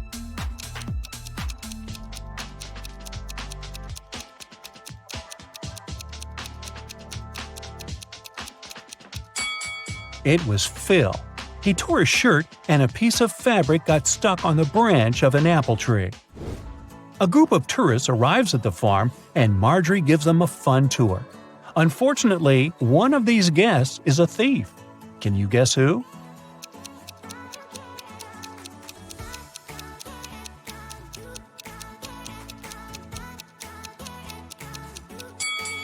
this lady.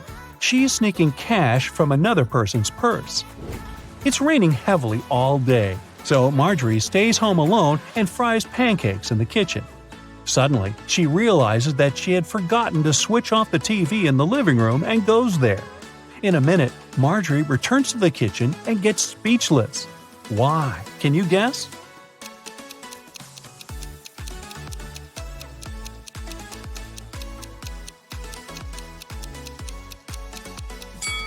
When Marjorie left the kitchen, one prepared pancake was on the dish, but now it's gone.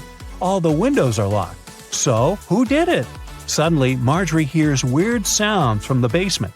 She goes there and finds the thieves. A family of raccoons broke into her house and sneaked the pancake. Can you count the exact number of animals in the basement?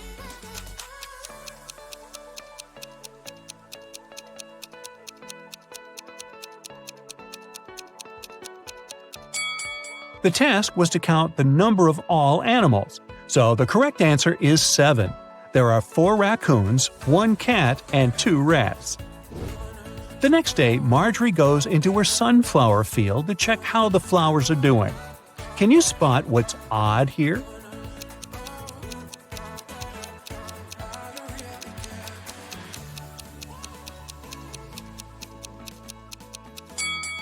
There's a socket built into the ground. Marjorie goes to Megan's birthday party. One of the guests has the number 2 written on his forehead, and the other has 3. Megan offers everyone a game. All 3 of you have a number on your forehead. The number on one of your foreheads is the sum of the other numbers. All the numbers are unique. Now, you can't talk to each other. If you guess your number correctly, you won't have to wash dishes. So, can you guess Marjorie's number?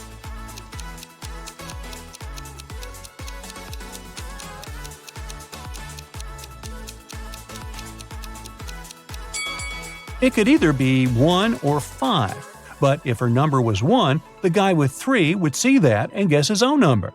Therefore, Marjorie has the number 5 on her forehead. The next day, Marjorie enters the farm's main barn. It's time to plant flowers in larger pots. She takes off her diamond ring to protect it from dirt. Marjorie puts it on the table. The process is almost finished, but suddenly Marjorie's phone rings and she leaves the barn to answer the call. After a while, she comes back and sees that the ring is missing. There are only 3 people on the farm today: Frank, Nina, and Megan. So Marjorie says, "One of you has taken my ring. What were you doing when I left the barn?" Frank replies, "I was in the bathroom washing pumpkins with Nina." Nina replies, "Yes, we were washing the vegetables." And Megan says, "I was just taking selfies with pumpkins. Who took the ring?"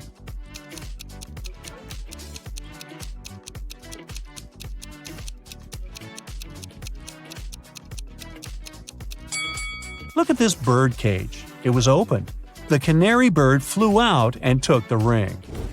There are 3 sets of lab equipment on Marjorie's table. Can you sort the odd one out?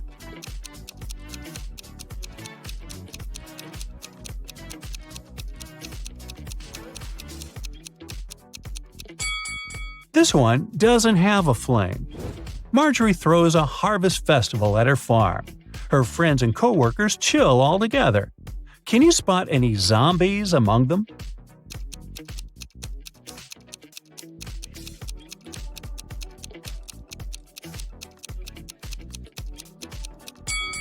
This dancer in the bushes doesn't look alive. As evening came, bright stars and a new moon showed up in the sky. Now Marjorie has to choose one of these 3 tunnels to escape. There's a family of creepy werewolves hanging out inside the first tunnel. The second tunnel is a home for mutant bats. They feed on humans and stay awake 24/7. And there is an unknown monster hiding in the third tunnel. Unknown because no one had ever returned from there alive to tell. Which tunnel is more or less safe to enter?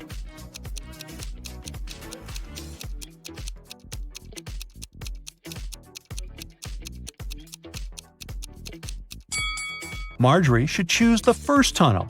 It's a new moon, so the werewolves are not dangerous yet.